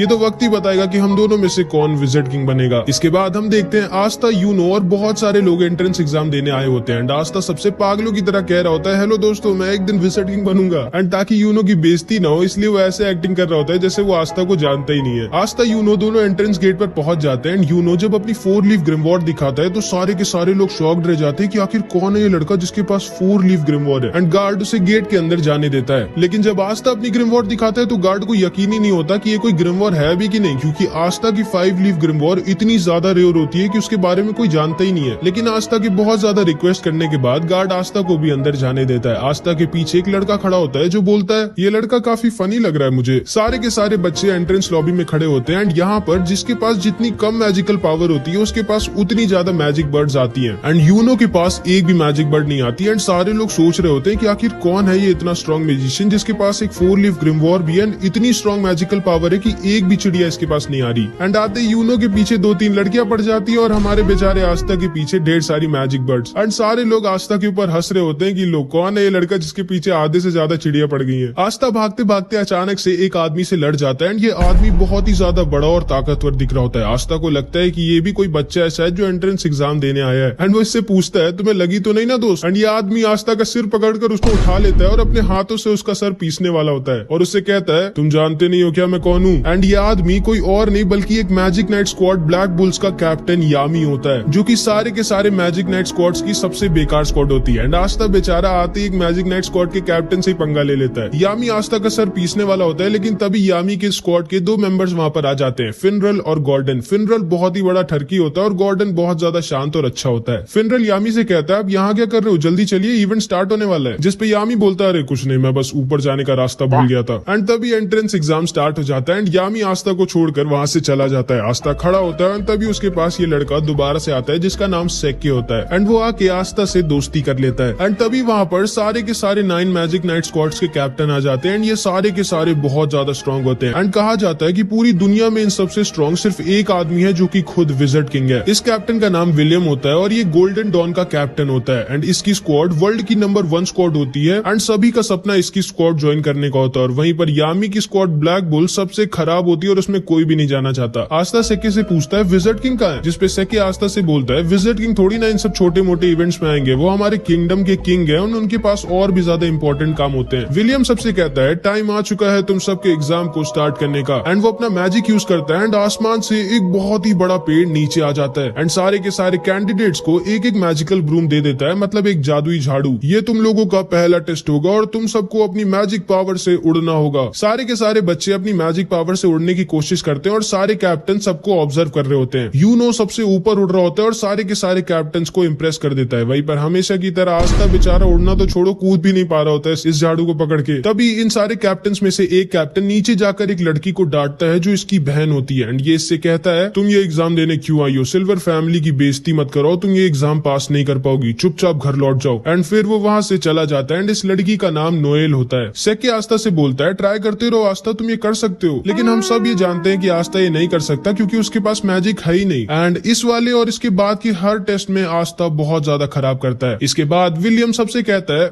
अब तुम लोगों का फाइनल टेस्ट होगा, तुम सबको एक एक पार्टनर चूज कर लेना है जिसके साथ तुम लड़ाई करोगे। सेके आस्था से बोलता है चलो हम दोनों पार्टनर्स बन जाते हैं एंड आस्था उसकी बात को मान जाता है। इसके बाद आस्था और सेके दोनों तैयार होते हैं एक दूसरे से लड़ने के लिए। आस्था सेके से बोलता है ऑल द बेस्ट सेके, चलो हम दोनों अपना अपना बेस्ट देते हैं एंड जो भी हारेगा वो बुरा नहीं मानेगा और हम दोनों की दोस्ती पे कुछ फर्क नहीं पड़ना चाहिए। एंड अभी सेके अपना असली रंग दिखाता है। वो आस्था से बोलता है ध्यान से सुन गंदी नाली के कीड़े, मैं तेरा कोई दोस्त वोस्त नहीं हूँ, मैंने बस सिर्फ तुझसे इसलिए दोस्ती की थी क्योंकि मुझे पहले से पता था ये वाला टेस्ट होगा जिसमें हम लोगों को अपना अपोनेंट खुद डिसाइड करना होगा एंड इसीलिए मैंने तुमसे दोस्ती की थी ताकि तुम्हारे जैसे वीक लड़के को हरा कर मैं आराम से एक मैजिक नाइट बन सकूं। एंड ये कह के वो वहां से चला जाता है। आस्था एकदम शॉक्ड रह जाता है क्योंकि उसे लगा था कि उसको उसका पहला दोस्त मिल गया था। एंड ये सारे लोग भी बोलने लगते हैं क्या यार सेके तो बहुत चालाक निकला, वो आसानी से आस्था को हराकर मैजिक नाइट बन जाएगा एंड काश आस्था ने हम लोगों को चुना होता ताकि हम लोग उसको हराकर आराम से जीत जाते, क्योंकि इन सब को लग रहा होता है कि आस्था कोई बहुत ही बड़ा वीक लूजर है। सेके हंसते हुए तैयार होता है अपनी फाइट के लिए और अपनी ग्रिमवॉर निकाल कर तैयार हो जाता है। सारे के सारे कैप्टन और सब लोग श्योर होते हैं कि आस्था जीत नहीं पाएगा क्योंकि इन लोगों को पता ही नहीं होता है कि आस्था कोई लूजर नहीं है। इन लोगों की फाइट स्टार्ट होती है एंड आस्था अपनी ग्रिमवॉर से अपनी तलवार निकालता है एंड सेके के ऊपर सिर्फ एक अटैक करता है और सेके की बैंड बजा देता है। सारे के सारे लोग दंग रह जाते हैं कि ये क्या हुआ, ये लड़का तो बहुत स्ट्रॉन्ग है। एंड यूनो भी दूर से खड़ा होकर आस्था को देखकर हंस रहा होता है। सारे के सारे कैप्टन भी शॉक्ड रह जाते हैं एंड आस्था अपनी तलवार अपने कंधे पर रखता है और बोलता है मेरा नाम याद रखना सेके आस्था, और मैं वो हूँ जो एक दिन बनेगा विज़र्ड किंग। इसके बाद और भी कई कंटेस्टेंट्स की लड़ाई होती है एंड फाइनली यूनो की बारी आ जाती है। यूनो से कोई लड़ना चाहता ही नहीं था क्योंकि कोई भी हारना नहीं चाहता था, लेकिन तभी यूनो के पास सलीम आ जाता है एंड इसी ने पहले यूनो पर अटैक किया था। ये यूनो से कहता है पिछली बार तो तुम बच गए थे लेकिन इस बार तुम नहीं बचोगे। एंड इन दोनों के बीच बहुत ही भयानक फाइट होती है लेकिन आखिरी में यूनो अपने मैजिक से सलीम को हरा देता है। इसके बाद एंट्रेंस एग्जाम खत्म हो जाता है और अब सारे के सारे कैप्टन की बारी होती है चूज करने की कि कौन से बच्चे को वो अपनी टीम में लेना चाहेंगे। अगर किसी भी बच्चे के लिए एक से ज्यादा कैप्टन ने हाथ उठा दिया तो बच्चे को डिसाइड करना होगा कि वो किसकी स्क्वाड में जाना चाहेगा। लेकिन अगर किसी बच्चे के लिए किसी भी कैप्टन ने अपना हाथ नहीं उठाया तो वो बच्चा फेल हो जाएगा। बहुत सारे बच्चे एक एक कर फेल हो रहे होते हैं और आस्था को बहुत टेंशन हो रही होती है कि वो फेल ना हो जाए। एंड फिर बारी आ जाती है यूनो की और जिंदगी में पहली बार 9 के 9 कैप्टन अपना हाथ किसी बच्चे के लिए उठा देते हैं क्योंकि ये सब के सब यूनो को अपनी टीम में लेना चाहते थे। अब यूनो को डिसाइड करना होता है कि वो किसके ग्रुप में जाएगा और यूनो गोल्डन डॉन यानी कि the best magic night squad चुनता है। एंड इसके बाद बारी आती है हमारे आस्था की। आस्था बहुत ज्यादा डरा होता है और मन में बस यही बोल रहा होता है प्लीज गॉड मेरे लिए बस कोई एक कैप्टन हाथ उठा दे। एंड आस्था का ऑक्शन शुरू होता है और कोई भी कैप्टन अपना हाथ नहीं उठाता है, जिसका मतलब था कि आस्था फेल हो जाता है। आस्था बहुत ज्यादा दुखी हो जाता है और वहां से जाने वाला होता है। लेकिन तभी यामी खड़ा होता है और बोलता है तुम जानते हो बच्चे तुम फेल क्यों हुए, क्योंकि तुम बहुत ज्यादा वीक हो और तुम्हारे पास मैजिक भी नहीं है। फिर आखिर तुम सोच भी कैसे सकते हो कि तुम मैजिक नाइट बन सकते हो। इसके बाद यामी अपनी मैजिकल पावर दिखाता है जो कि इतनी ज्यादा स्ट्रॉन्ग होती है कि आसपास की जमीन हिलने लगती है। वो नीचे कूदता है और आस्था के पास आकर बोलता है मैंने सुना कि तुम विज़र्ड किंग बनना चाहते हो, तुम्हें पता तो है ना विज़र्ड किंग बनने के लिए तुम्हें मुझे और उन 8 कैप्टन को हराना होगा। और तुम्हें क्या लगता है तुम हम 9 के 9 कैप्टन को कभी जिंदगी में भी हरा सकते हो? जिसपे आस्था बोलता है मैं जानता हूँ कि मैं बहुत वीक हूँ और मेरे पास मैजिक भी नहीं है, लेकिन मुझे फर्क नहीं पड़ता कि मैं कितना वीक हूँ। मुझे फर्क नहीं पड़ता कि आप सारे कैप्टन कितने स्ट्रॉन्ग हैं। अगर विज़र्ड किंग बनने के लिए मुझे आप सबको हराना पड़ेगा तो मैं आप सबको हराऊंगा एंड एक दिन मैं जरूर बनूंगा विज़र्ड किंग। जिसको सुनकर यामी जोर जोर से हंसने लगता है और आस्था से कहता है मुझे तुम पसंद आए बच्चे, मैं तुम्हें अपनी स्क्वाड में लूंगा और तुमसे बहुत मेहनत करवाऊंगा ताकि तुम बन सको विज़र्ड किंग। एंड जिंदगी में पहली बार किसी ने आस्था के सपने पर विश्वास किया होता है और उस पर हंसा नहीं होता है। आस्था बहुत ज्यादा खुश हो जाता है और यामी को थैंक यू बोलता है। एंड उसके बाद ये एंट्रेंस एग्जाम फाइनली खत्म हो जाता है और आस्था का पेट खराब हो जाता है। वो बाथरूम में हल्का होने गया होता है लेकिन तभी वहाँ पर सेके आ जाता है जो आस्था से अपनी हार का बदला लेना चाहता था। वो आस्था के ऊपर अपना मैजिक लिजर्ड छोड़ देता है और ये अगर आस्था को काट लेता तो आस्था की जान भी जा सकती थी। लेकिन तभी यूनो आकर आस्था को बचा लेता है और सेके को डरा कर उससे बोल सोचना भी मत कि तुम आस्था के टक्कर के हो या फिर तुम आस्था के आसपास भी आते हो। आस्था मेरा राइवल है, वो मेरी टक्कर का है, अब चुपचाप निकलो यहाँ से। एंड सेके डर के वहाँ से भाग जाता है। फिर आस्था और यूनो दोनों निकल जाते हैं अपनी अपनी मंजिल की तरफ एंड जिंदगी में पहली बार अब ये लोग साथ में नहीं रहेंगे। यामी आस्था पर गुस्सा गुस्सा होता है क्योंकि वो बहुत देर से हग रहा होता है। इसके बाद फिनरल अपने मैजिक से एक पोर्टल खोल देता है और आस्था, यामी और ये दोनों आ जाते हैं ब्लैक बुल्स के बेस पर, जहाँ पे अब से आस्था रहेगा। आस्था खुशी खुशी अपने नए घर का गेट खोलता है, लेकिन उसकी खुशी ज्यादा देर तक नहीं रहती क्योंकि बेस के गेट पर अचानक से एक ब्लास्ट हो जाता है और आस्था रॉकेट बनकर दूर जाकर गिर जाता है। यामी बोलता है, स्वागत है तुम्हारा ब्लैक बुल स्क्वाड में। एंड इधर यूनो से एक उसका सीनियर जिसका नाम क्लॉस होता है, वो बोल रहा होता है, मुझे यकीन नहीं होता तुम्हारे जैसे गरीब लड़के को जो किसी रॉयल फैमिली का भी नहीं है, उसको विलियम सर ने गोल्डन डॉन में रख लिया। सोचना ही मत कि तुम अपनी जिंदगी यहाँ पर कभी मजे में बिता पाओगे। एंड ये कह के वो वहाँ से चला जाता है। एंड इधर आस्था अपने नए टीममेट से मिलता है और समझ जाता है ये सब के सब हिले हुए हैं। यामी सबसे चिल्लाकर बोलता है, तोड़ फोड़ करना बंद करो तुम लोग। एंड वो खुद पीछे की दीवार तोड़ देता है। ये सारे के सारे यामी को देखकर बहुत खुश हो जाते हैं और यामी सबको आस्था से मिलाता है। आस्था सबसे बोलता है, मेरा नाम है आस्था और मैं हाजे विलेज से आया हूँ। जिसको सुनकर ये सबके सब शॉक्ड रह जाते हैं कि आस्था इतने छोटे से गांव से आया है और इतना गरीब है, लेकिन फिर भी उसने मैजिक नाइट एंट्रेंस एग्जाम पास कर लिया। फिर फिनरल आस्था को बाकी लोगों से मिलाता है। इस लड़की का नाम वेनेसा होता है एंड ये 1 नंबर की पियक्कड़ होती है। एंड ये आस्था के पास आकर बोलती है, तो तुम्हारा नाम आस्था है, तुम्हें एक गर्लफ्रेंड चाहिए क्या? जिसको सुनकर आस्था बहुत शर्मा जाता है, लेकिन वो मना कर देता है क्योंकि वो सिस्टर लिली से ही प्यार करता है। एंड शायद वेनेसा ने थोड़ी ज्यादा पी रखी थी क्योंकि वो आस्था के सामने ही उल्टी कर देती है। फिर फिनरल आस्था को लक से मिलाता है जिसको लड़ाई करना बहुत ज्यादा पसंद होता है। एंड लक आस्था से पूछता है, बताओ लड़ाई करोगे क्या मुझसे? एंड तभी आस्था के पास एक दूसरा लड़का आ जाता है और आस्था से कहता है, ओए ये मेरी बहन है मारी और इससे दूर रहना वरना मैं तुम्हें मार डालूंगा। जिसपे आस्था कहता है, मैं जानता भी नहीं हूँ ये लड़की कौन है भाई। इस लड़के का नाम ग्लॉच होता है एंड ये अपनी बहन से बहुत ज्यादा प्यार करता है, बहुत ही ज्यादा। एंड फिर वो बाकी के मेंबर से भी मिलता है। यामी बोलता है, जिसको भी आस्था का टेस्ट लेना है जल्दी जल्दी ले लो। जिसको सुनकर उसके सामने मैग्मा खड़ा होता है और कहता है, ठीक है मैं तुम्हारा टेस्ट लूंगा ये देखने के लिए कि तुम ब्लैक बुल्स ज्वाइन करने के लायक हो या नहीं, क्योंकि मुझे नहीं लगता कि तुम्हारे जैसा लड़का जो एक रॉयल फैमिली का भी नहीं है और एक गांव से आया वो डिजर्व करता है मैजिक नाइट बनना। एंड अगर तुम मेरे टेस्ट में पास हो जाओगे तो तुम्हें मिलेगा ये मैजिकल रोब और तुम फाइनली एक मैजिक नाइट बन जाओगे। तो बोलो तुम्हें चाहिए ये ब्लैक बुल्स का रोब? हाँ चाहिए मुझे, अभी क्या भी चाहिए। फिर मैग्मा आस्था का टेस्ट लेता है एंड पहले तो वो उससे बहुत मुश्किल एक्सरसाइजेस करवाता है, लेकिन आस्था बचपन से ये सब करता आ रहा था तो वो आसानी से सब कर लेता है। एंड उसके बाद मैग्मा आस्था से कहता है, ये तुम्हारा फाइनल टेस्ट और मैं अब तुम पर अटैक करूंगा और तुमको मेरे अटैक से बचना होगा। एंड फिर मैग्मा उस पर अपने मैजिकल फायर बैट बॉल से अटैक करने लगता है एंड आस्था आसानी से उसका अटैक्स डॉज कर रहा होता है, जिसपे मैग्मा थोड़ा गुस्सा हो जाता है। वो उसके ऊपर एक बहुत ही बड़ा और फास्ट फायर बॉल से अटैक कर देता है, जिसको आस्था डॉज नहीं कर सकता था क्योंकि वो इतनी ज्यादा फास्ट और बड़ी थी। लेकिन तभी आस्था अपनी ग्रिमवॉर्ड से अपनी तलवार निकालता है और उसकी तलवार को देखकर सारे के सारे लोग शॉक्ड रह जाते हैं कि ये इतनी बड़ी तलवार उठाया कैसे हुआ है। एंड आस्था अपनी तलवार को बैट की तरह यूज करता है एंड मैग्मा के अटैक को वापस उसी के पास भेज देता है। यामी आस्था से बहुत इंप्रेस हो जाता है क्योंकि ना तो सिर्फ आस्था अपनी तलवार से किसी के मैजिक को कैंसिल या फिर खत्म कर सकता है, बल्कि वो मैजिक अटैक्स को डिफ्लेक्ट करके वापस भी भेज सकता है। एंड ये सारे के सारे लोग समझ जाते हैं कि आस्था कोई ऐरा गहरा नहीं बल्कि काफी स्ट्रॉन्ग मैजिशियन है। मैग्मा भी आस्था के पास आता है और उसकी तारीफ करता है और उससे कहता है, माफ करना मैंने ये बोला था कि तुम छोटे से गांव से आए हो, असल में जो तुम्हारे गांव के बगल वाला गांव है मैं वहां का हूँ। जिसको सुनकर आस्था शॉक्ड रह जाता है एंड ये सारे के सारे लोग भी आस्था की तारीफ करने लगते हैं। चार्मी भी आस्था को अपना केक दे देती है एंड आस्था की सबसे थोड़ी बहुत दोस्ती हो जाती है। एंड ऊपर से एक लड़की चुपचाप आस्था को देख रही होती है एंड वो आस्था पर पता नहीं क्यों बहुत ज्यादा गुस्सा होती है। एंड फिर आस्था को फाइनली मिल जाती है उसकी ब्लैक बुल्स की रोब, जिसका मतलब था कि आस्था अब ऑफिशियली एक मैजिक नाइट बन चुका है और अब यहाँ से आस्था की जिंदगी का एक नया सफर स्टार्ट हो जाता है। मैग्मा आस्था को उसका नया कमरा दिखाता है और उससे कहता है, माफ करना यही एक बेकार सा कमरा खाली पड़ा है। लेकिन आस्था इतना बेकार सा कमरा पाके भी बहुत खुश हो जाता है क्योंकि जिंदगी में पहली बार उसको उसका खुद का कमरा मिला होता है एंड वो खुशी के मारे रोने लगता है। तुम्हें सच में कमरा पसंद आया आस्था? हाँ बहुत पसंद आया। चर्च में हम सारे के सारे इससे भी छोटे कमरे में साथ में सोते थे और अब तो मेरे पास खुद का एक कमरा है। एंड आस्था अपने कमरे की सफाई करने लग जाता है। इसके बाद आस्था और यूनो दोनों वापस चर्च भेजने के लिए एक एक लेटर लिखते हैं, ये बताने के लिए कि वो लोग पास हो गए। यूनो का लेटर पढ़ के फादर और सारे लोग बहुत खुश हो जाते हैं और पार्टी की तैयारी करने लगते हैं। एंड आस्था की राइटिंग इतनी गंदी होती है कि कोई समझ ही नहीं पा रहा होता है कि उसने लिखा क्या है। फादर सिस्टर लिली से कहते हैं, देखो उसमें क्या लिखा है, कब तक वापस आ रहा है आस्था, क्योंकि वो जरूर से पास तो नहीं हो पाया होगा। इसमें लिखा है कि वो पास हो गया। क्या?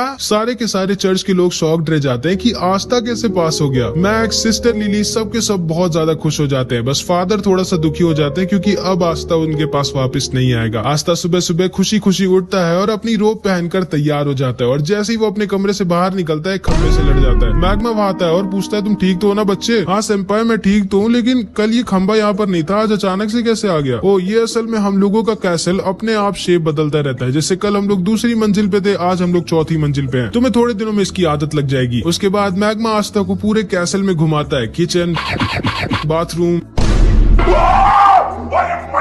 लड़कियों का बेडरूम जहाँ पे वो लोग नहीं जा सकते थे, और यामी के पेट्स के पास जो कि बेसमेंट में लॉक होते हैं। मैग्मा बोलता है ठीक है आस्था, आज तक इन सब की देखभाल मैं करता था और मुझे बहुत दुख के साथ कहना पड़ रहा है कि आज से तुम इन लोगों की देखभाल करोगे और इनका अच्छे से ख्याल रखना, क्योंकि यामी सर छोड़ेंगे नहीं तुमको अगर इनको कुछ भी हुआ तो। एंड आस्था यामी के पेट्स को खाना खिलाने के लिए आगे बढ़ता है, लेकिन ये पेट्स खाने को नहीं आस्था को खाना चाहते थे। वो दोनों वहाँ से भाग जाते हैं और हॉल में रेस लगाने लगते हैं, लेकिन तभी उनके सामने वही लड़की आ जाती है जो कल आस्था को ऊपर से देख रही होती है। एंड ये लड़की कोई और नहीं बल्कि नोएल होती है। एंड यामी ने आस्था के साथ इसको भी अपनी स्क्वाड में लिया होता है। मैग्मा बोलता है आस्था इसने भी तुम्हारी तरह कल ही ब्लैक बुल्स ज्वाइन किया है। आस्था आगे बढ़ता है और नोएल से हैंडशेक करने के लिए अपना हाथ आगे बढ़ाता है, लेकिन नोएल उससे हाथ नहीं मिलाती और बोलती है किसने तुम्हें परमिशन दी मुझसे बात करने की गरीब कीड़े, जिसको सुनकर आस्था गुस्सा हो जाता है। फिर ये लड़की बोलती है मैं हूँ नोएल सिल्वा, रॉयल फैमिली की। एंड नोएल सिल्वर फैमिली की होती है जिसका ये कैप्टन भी था, और इनकी रॉयल फैमिली पूरे किंगडम में नंबर 2 पर आती है विलियम की फैमिली के बाद। आस्था गुस्से से बोलता है कीड़ा किसको बोल रही हो तुम, यहाँ पर तुम कोई रॉयल नहीं हो, तुम भी मेरी तरह एक ब्लैक बुल्स की मेंबर हो और हम दोनों टीममेट्स हैं। नोएल आस्था पर गुस्सा हो जाती है और वो उसके ऊपर एक मैजिकल अटैक कर देती है, बट नोएल का निशाना इतना खराब होता है कि उसका अटैक जाकर मैग्मा को लग जाता है। मैग्मा उठता है और बोलता है मुझे क्यों मारा, मैं तो कुछ बोल भी नहीं रहा था। जिसपे नोएल बोलती है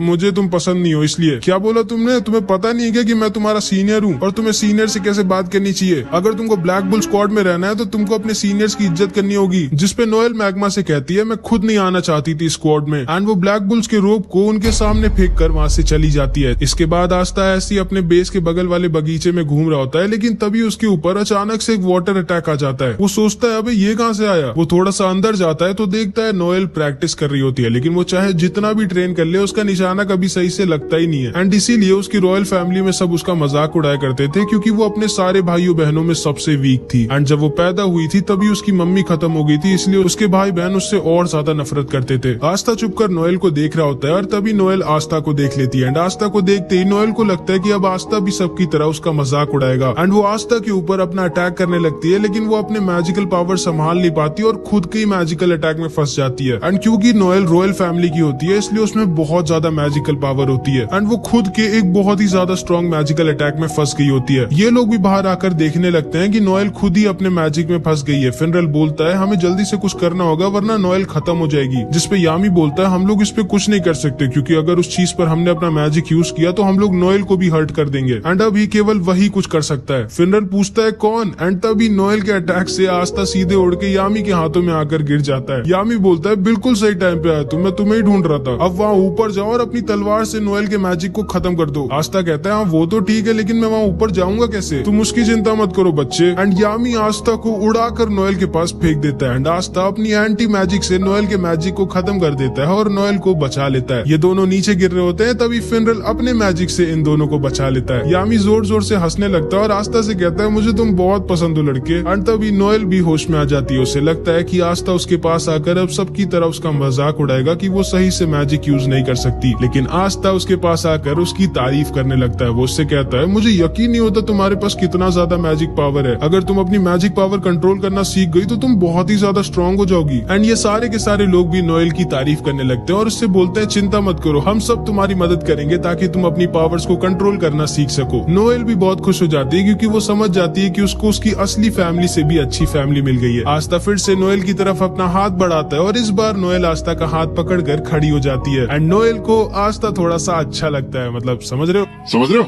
एंड वहीं पर दूसरी तरफ यूनो का सीनियर क्लॉस यूनो को बहुत ज्यादा परेशान कर रहा होता है और उसके साथ बिल्कुल भी अच्छे से पेश नहीं आ रहा होता। एंड पता नहीं क्यों ये यूनो से इतनी ज्यादा नफरत करता है, लेकिन शायद इसको पता नहीं है कि इसके साथ आगे क्या होने वाला है। तो आज आस्था का ब्लैक बुल्स में दूसरा दिन होता है। एंड सुबह सुबह उठते ही सबसे पहले तो आस्था अपने पूरे के पूरे बेस की सफाई करता है। उसके बाद वो काम वालियों की तरह सबके कपड़े धोता है, लड़कियों के भी।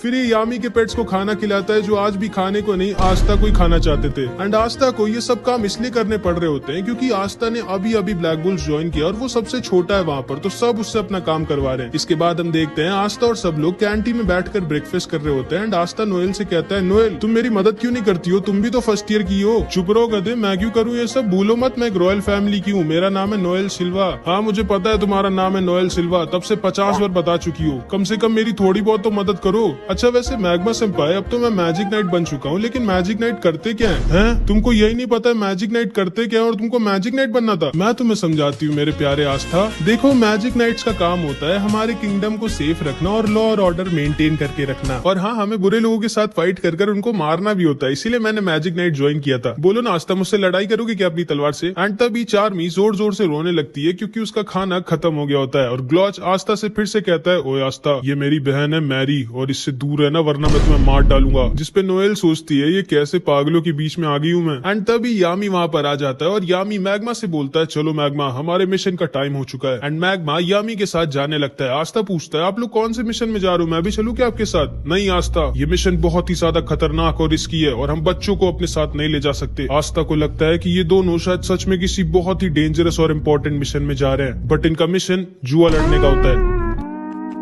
ये लोग जुआ लड़ने गए होते हैं पैसे जीतने के लिए, एंड ये दोनों के दोनों नंगे बैठे होते हैं क्योंकि ये दोनों अपने कपड़े तक हार गए होते हैं जुए में। एक और राउंड लगाओ जिराया। ठीक है, लेकिन इस बार आप क्या दाव पे लगाएंगे कैप्टन यामी? अपनी चड्डी? नहीं, वो मैं नहीं दे सकता, वो मेरे लिए बहुत जरूरी है। इस बार मैं दाव पर लगाऊंगा अपनी ग्रिम वॉर। अरे नहीं यामी सर, ये आप क्या कर रहे हो? आपकी चड्डी आपकी ग्रिम वॉर जितनी जरूरी थोड़ी है। चुप रहो मैग्मा, मैं हार नहीं मान सकता। एक ट्रू वॉरियर कभी भी गिव अप नहीं करता, याद रखना। और देखना इस बार मैं जरूर जीतूंगा। नहीं नहीं, मैं आपकी ग्रिम वॉर नहीं रख सकता। चलिए ठीक है, इस बार अगर आप हारे तो आपको मेरा एक काम करना होगा और आपकी चड्डी भी मेरी होगी। लेकिन हाँ, अगर आप जीते तो मैं आपको आपका सारा का सारा सामान वापस कर दूंगा। ठीक है, मुझे तुम्हारी शर्त मंजूर है। ये तुमने बहुत ही बड़ी गलती कर दी जिराया। बांटो पत्ते। यामी सर की बात सुनी तुमने? अभी के अभी पत्ते बांटो, और इस बार आप नहीं जीतेंगे जिराया सर। एंड ये दोनों के दोनों अपनी चड्डी तक हार जाते हैं।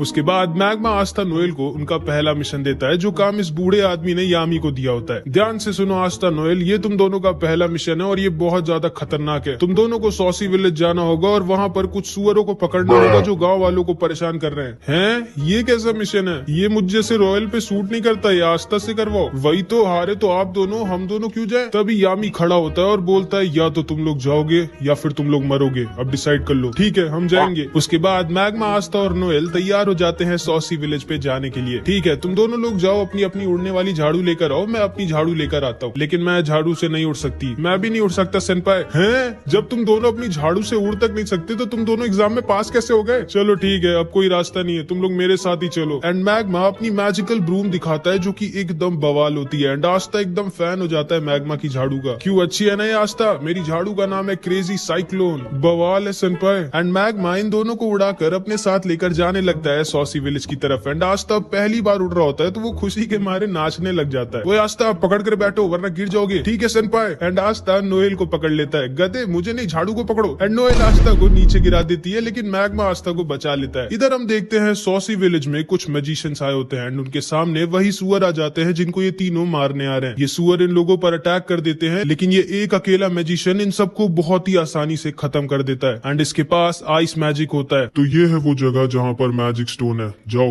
ढूंढो उसे। एंड उसके बाद ये आदमी इस पूरे के पूरे विलेज पे एक अजीब सा मैजिक कर देता है। थोड़ी देर बाद आस्था और ये दोनों भी सॉसी विलेज के पास वाले जंगल में पहुंच जाते हैं, जहाँ पे आस्था को एक सुअर ने घेर लिया होता है। नोएल आस्था को बचाने के लिए उस सुअर के ऊपर मैजिक अटैक करती है, लेकिन हम तो जानती हैं इसका निशाना कितना खराब है, ये आस्था को ही मार देती है। एंड आस्था के पास कोई ऑप्शन नहीं बचता एंड वो अपनी तलवार निकाल लेता है एंड उस सुअर को एक बार में ही हरा देता है। लेकिन तभी उसके सामने 3 सुअर और आ जाते हैं, लेकिन हमारे आस्था को कोई सुअर वुअर थोड़ी मार सकता है एंड ये अकेला ही उन सबको खत्म कर देता है। एंड मैग्मा के साथ उनको सॉसी विलेज ले जा रहा होता है। नोएल मैग्मा से पूछती है, तो इसी विलेज के मेयर ने आपको और कैप्टन यामी को हराया था? हाँ, उस आदमी का नाम जिराया है और वो सच्ची में बहुत ज्यादा स्ट्रॉन्ग है, जुए और लड़ाई दोनों में। असल में जब मुझे मेरी ग्रिमवॉर पहली बार मिली थी तो मैंने इस विलेज पर अटैक कर दिया था, इस विलेज का राजा बनने के लिए। लेकिन फिर जिराया सर ने मेरी जो बैंड बजाई मुझे आज तक याद है। वो बूढ़े जरूर है लेकिन वो बहुत ज्यादा स्ट्रॉन्ग है, उन्होंने ही मुझे ट्रेन किया था मैजिक नाइट बनने के लिए। एंड वो सच्ची में दिल के एक बहुत अच्छे इंसान है। एंड तभी मैग्मा, आस्था और नोएल सॉसी विलेज के पास आ जाते हैं, जिसको आइस ने अपने मैजिक में घेर रखा था। आज का मौसम थोड़ा अजीब नहीं है मैग्मा सेंपाई? गधे, वो मौसम नहीं मैजिक है। आस्था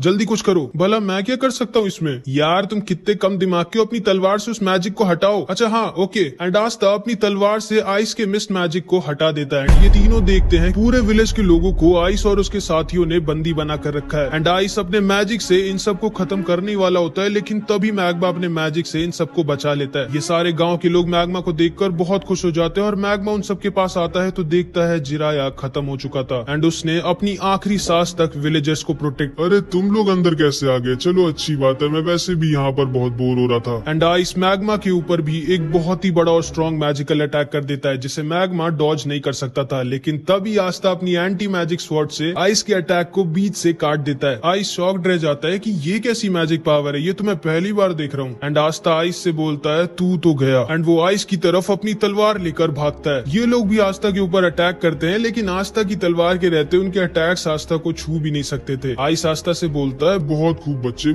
आखिर क्यों अपनी जिंदगी को इन जानवरों के लिए खोना चाहते हो तुम? जिसको सुनकर आस्था को अपने बचपन की याद आ जाती है जब वो सिस्टर लिली से पूछता है, सिस्टर लिली हम लोग इतने छोटे से गांव में क्यों रहते हैं, हम लोग किसी शहर में क्यों नहीं चले जाते या फिर जहाँ पर विजिट किंग रहते हैं। देखो आस्था, केवल वो लोग वहाँ पर रह सकते हैं जिनके पास बहुत स्ट्रॉन्ग मैजिकल पावर हो या फिर जो बहुत स्ट्रॉन्ग हो। देखिएगा सिस्टर लिली, जब मैं विजिट किंग बनूंगा तो हम सब लोग विजिट किंग के पैलेस में साथ में रहेंगे, ठीक है? मुझे इंतजार रहेगा। एंड फिर आस्था आइस से बोलता है, ये लोग जिनको तुम जानवर कह रहे हो ये जानवर नहीं बल्कि तुम जानवर हो, क्योंकि तुम्हारे अंदर इंसानियत नहीं है जो कि एक इंसान होने की सबसे बड़ी खूबी होती है। ये लोग मेहनत कर कर अपना पेट पालते हैं और खुशी खुशी रहते हैं एंड कोई भी बुरा काम नहीं करते। ये सब असली मायनों में इंसान है। एंड आस्था दोबारा से आइस के ऊपर अटैक कर देता है। तुम भी इन सब की तरह बेवकूफ हो, अब मरो। एंड आइस के साथ ही दोबारा से पूरे के पूरे विलेज को मिस्ट मैजिक में घेर लेते हैं एंड आइस अपने मैजिक से आस्था और सारे लोगों को अपनी आइस ब्लेड से घेर लेता है एंड उन सब पर अटैक करने लगता है। आस्था अकेली उसके सारे अटैक्स रोक रहा होता है और मैग्मा नोएल और सारे विलेजर्स को बचा रहा होता है, लेकिन वो बहुत ज्यादा थक चुका होता है। आखिर कब तक लड़ोगे बच्चे? मैं कई दिनों तक तुम पर अटैक करता रह सकता हूँ। आखिर कभी न कभी तो तुम थकोगे या फिर मिस करोगे एंड वही तुम्हारी जिंदगी का आखिरी पल होगा। एक गलती और तुम खत्म। और मुझे नहीं लगता कि ये तुम्हारा दोस्त भी ज्यादा टाइम तक टिक पाएगा और इन जानवरों को और खुद को बचा पाएगा। आस्था सोचने लगता है कि अब वो क्या करे, अगर वो अपने आप को बचाता रहेगा तो मैग्मा नोएल और सारे गांव वाले मारे जाएंगे। एंड तभी आस्था को आइस का एक अटैक लग जाता है। नोएल भी उसके ऊपर अटैक करने की कोशिश करती है लेकिन उसका निशाना लगता ही नहीं है। आइस नोएल से बोलता है, तुम तो एक रॉयल फैमिली की हो, तुमको मैं सबसे पहले मारूंगा। जिसको सुनकर नोएल डर जाती है और वो समझ जाती है कि हम लोग इनसे नहीं जीत सकते एंड नोएल वहाँ से भागने लगती है। लेकिन तभी नोएल को एक छोटी सी बच्ची पकड़ लेती है और उससे कहती है, प्लीज हमें छोड़कर मत जाइए, हमारी मदद करिए। जिसको सुनते ही नोएल की आंखें खुल जाती हैं क्योंकि पहली बार किसी ने जिंदगी में नोएल से हेल्प मांगी होती है। नोएल उस बच्ची से बोलती है, चिंता मत करो, मैं तुम्हें कुछ भी नहीं होने दूंगी, मेरा नाम है नोएल सिल्वा, सिल्वर फैमिली की। एंड तभी नोएल की ग्रिमवॉर में एक नया मैजिकल अटैक आ जाता है एंड वो अपनी नई मैजिकल पावर का यूज करके सारे के सारे विलेजर्स को अपने वाटर मैजिक शील्ड में घेर लेती है। मैग्मा नोएल की तारीफ करता है और आइस समझ जाता है कि नोएल के पास बहुत ज्यादा मैजिकल पावर है। एंड तभी आस्था, जो कि एक शेर की तरह सही मौके का इंतजार कर रहा था, उसको वो सही मौका दिख जाता है एंड वो आइस के ऊपर छुप कर अटैक कर देता है। आइस आस्था को देख कर डर जाता है और समझ जाता है कि वो इस अटैक को डॉज नहीं कर सकता। एंड आस्था आइस के सीने में अपनी तलवार घुसेड़ देता है बट आस्था की तलवार आइस के दिल तक नहीं पहुंच पाती। एंड तभी आइस भी अपनी मैजिक से आस्था के पेट में एक छेद कर देता है एंड आस्था नीचे आकर गिर जाता है। आइस उसके पास आता है और बोलता है, अब थोड़ी देर दर्द में तड़पो बच्चे, उसके बाद तुम खुद ही खत्म हो जाओगे। एंड आइस जाकर अपने मैजिक से नोएल की शील्ड को तोड़ने लगता है। मैग्मा डर जाता है और वो समझ जाता है कि वो आइस को नहीं हरा सकता एंड वो डिसाइड कर लेता है कि मे भी शायद जिराया सर ने जो कुछ भी उसके लिए किया है उसका हिसाब बराबर करने का टाइम आ गया है। एंड मैग्मा डिसाइड करता है कि वो अपनी आखिरी सांस तक आइस से लड़ाई करेगा जब तक वो खत्म नहीं हो जाएगा। आइस नोएल की शील्ड को तोड़ने ही वाला होता है लेकिन तभी आस्था पीछे से दोबारा आइस पर अटैक कर देता है बट आइस आस्था को फिर से इंजर्ड करके दूर गिरा देता है। तुम अभी तक हार नहीं माने बच्चे। And Aastha bar bar ice पर अटैक कर रहा होता है लेकिन बार बार इंजर्ड होकर दूर गिर जा रहा होता है एंड फिर से खड़ा हो जा रहा होता है। मैग्मा आस्था को देखता है और समझ जाता है नहीं, वो अभी मर नहीं सकता जब तक वो सारे विलेजर्स को बचा न ले। आइस बोलता है, आखिर तुम इन जानवरों को क्यों इतनी पागलों की तरह बचाना चाहते हो बच्चे? आखिर मिलेगा क्या तुमको इन सबको बचाकर? जिसपे आस्था बोलता है, इन सबको बचाकर मुझे मिलेंगी इन सब की दुआएं जिससे मैं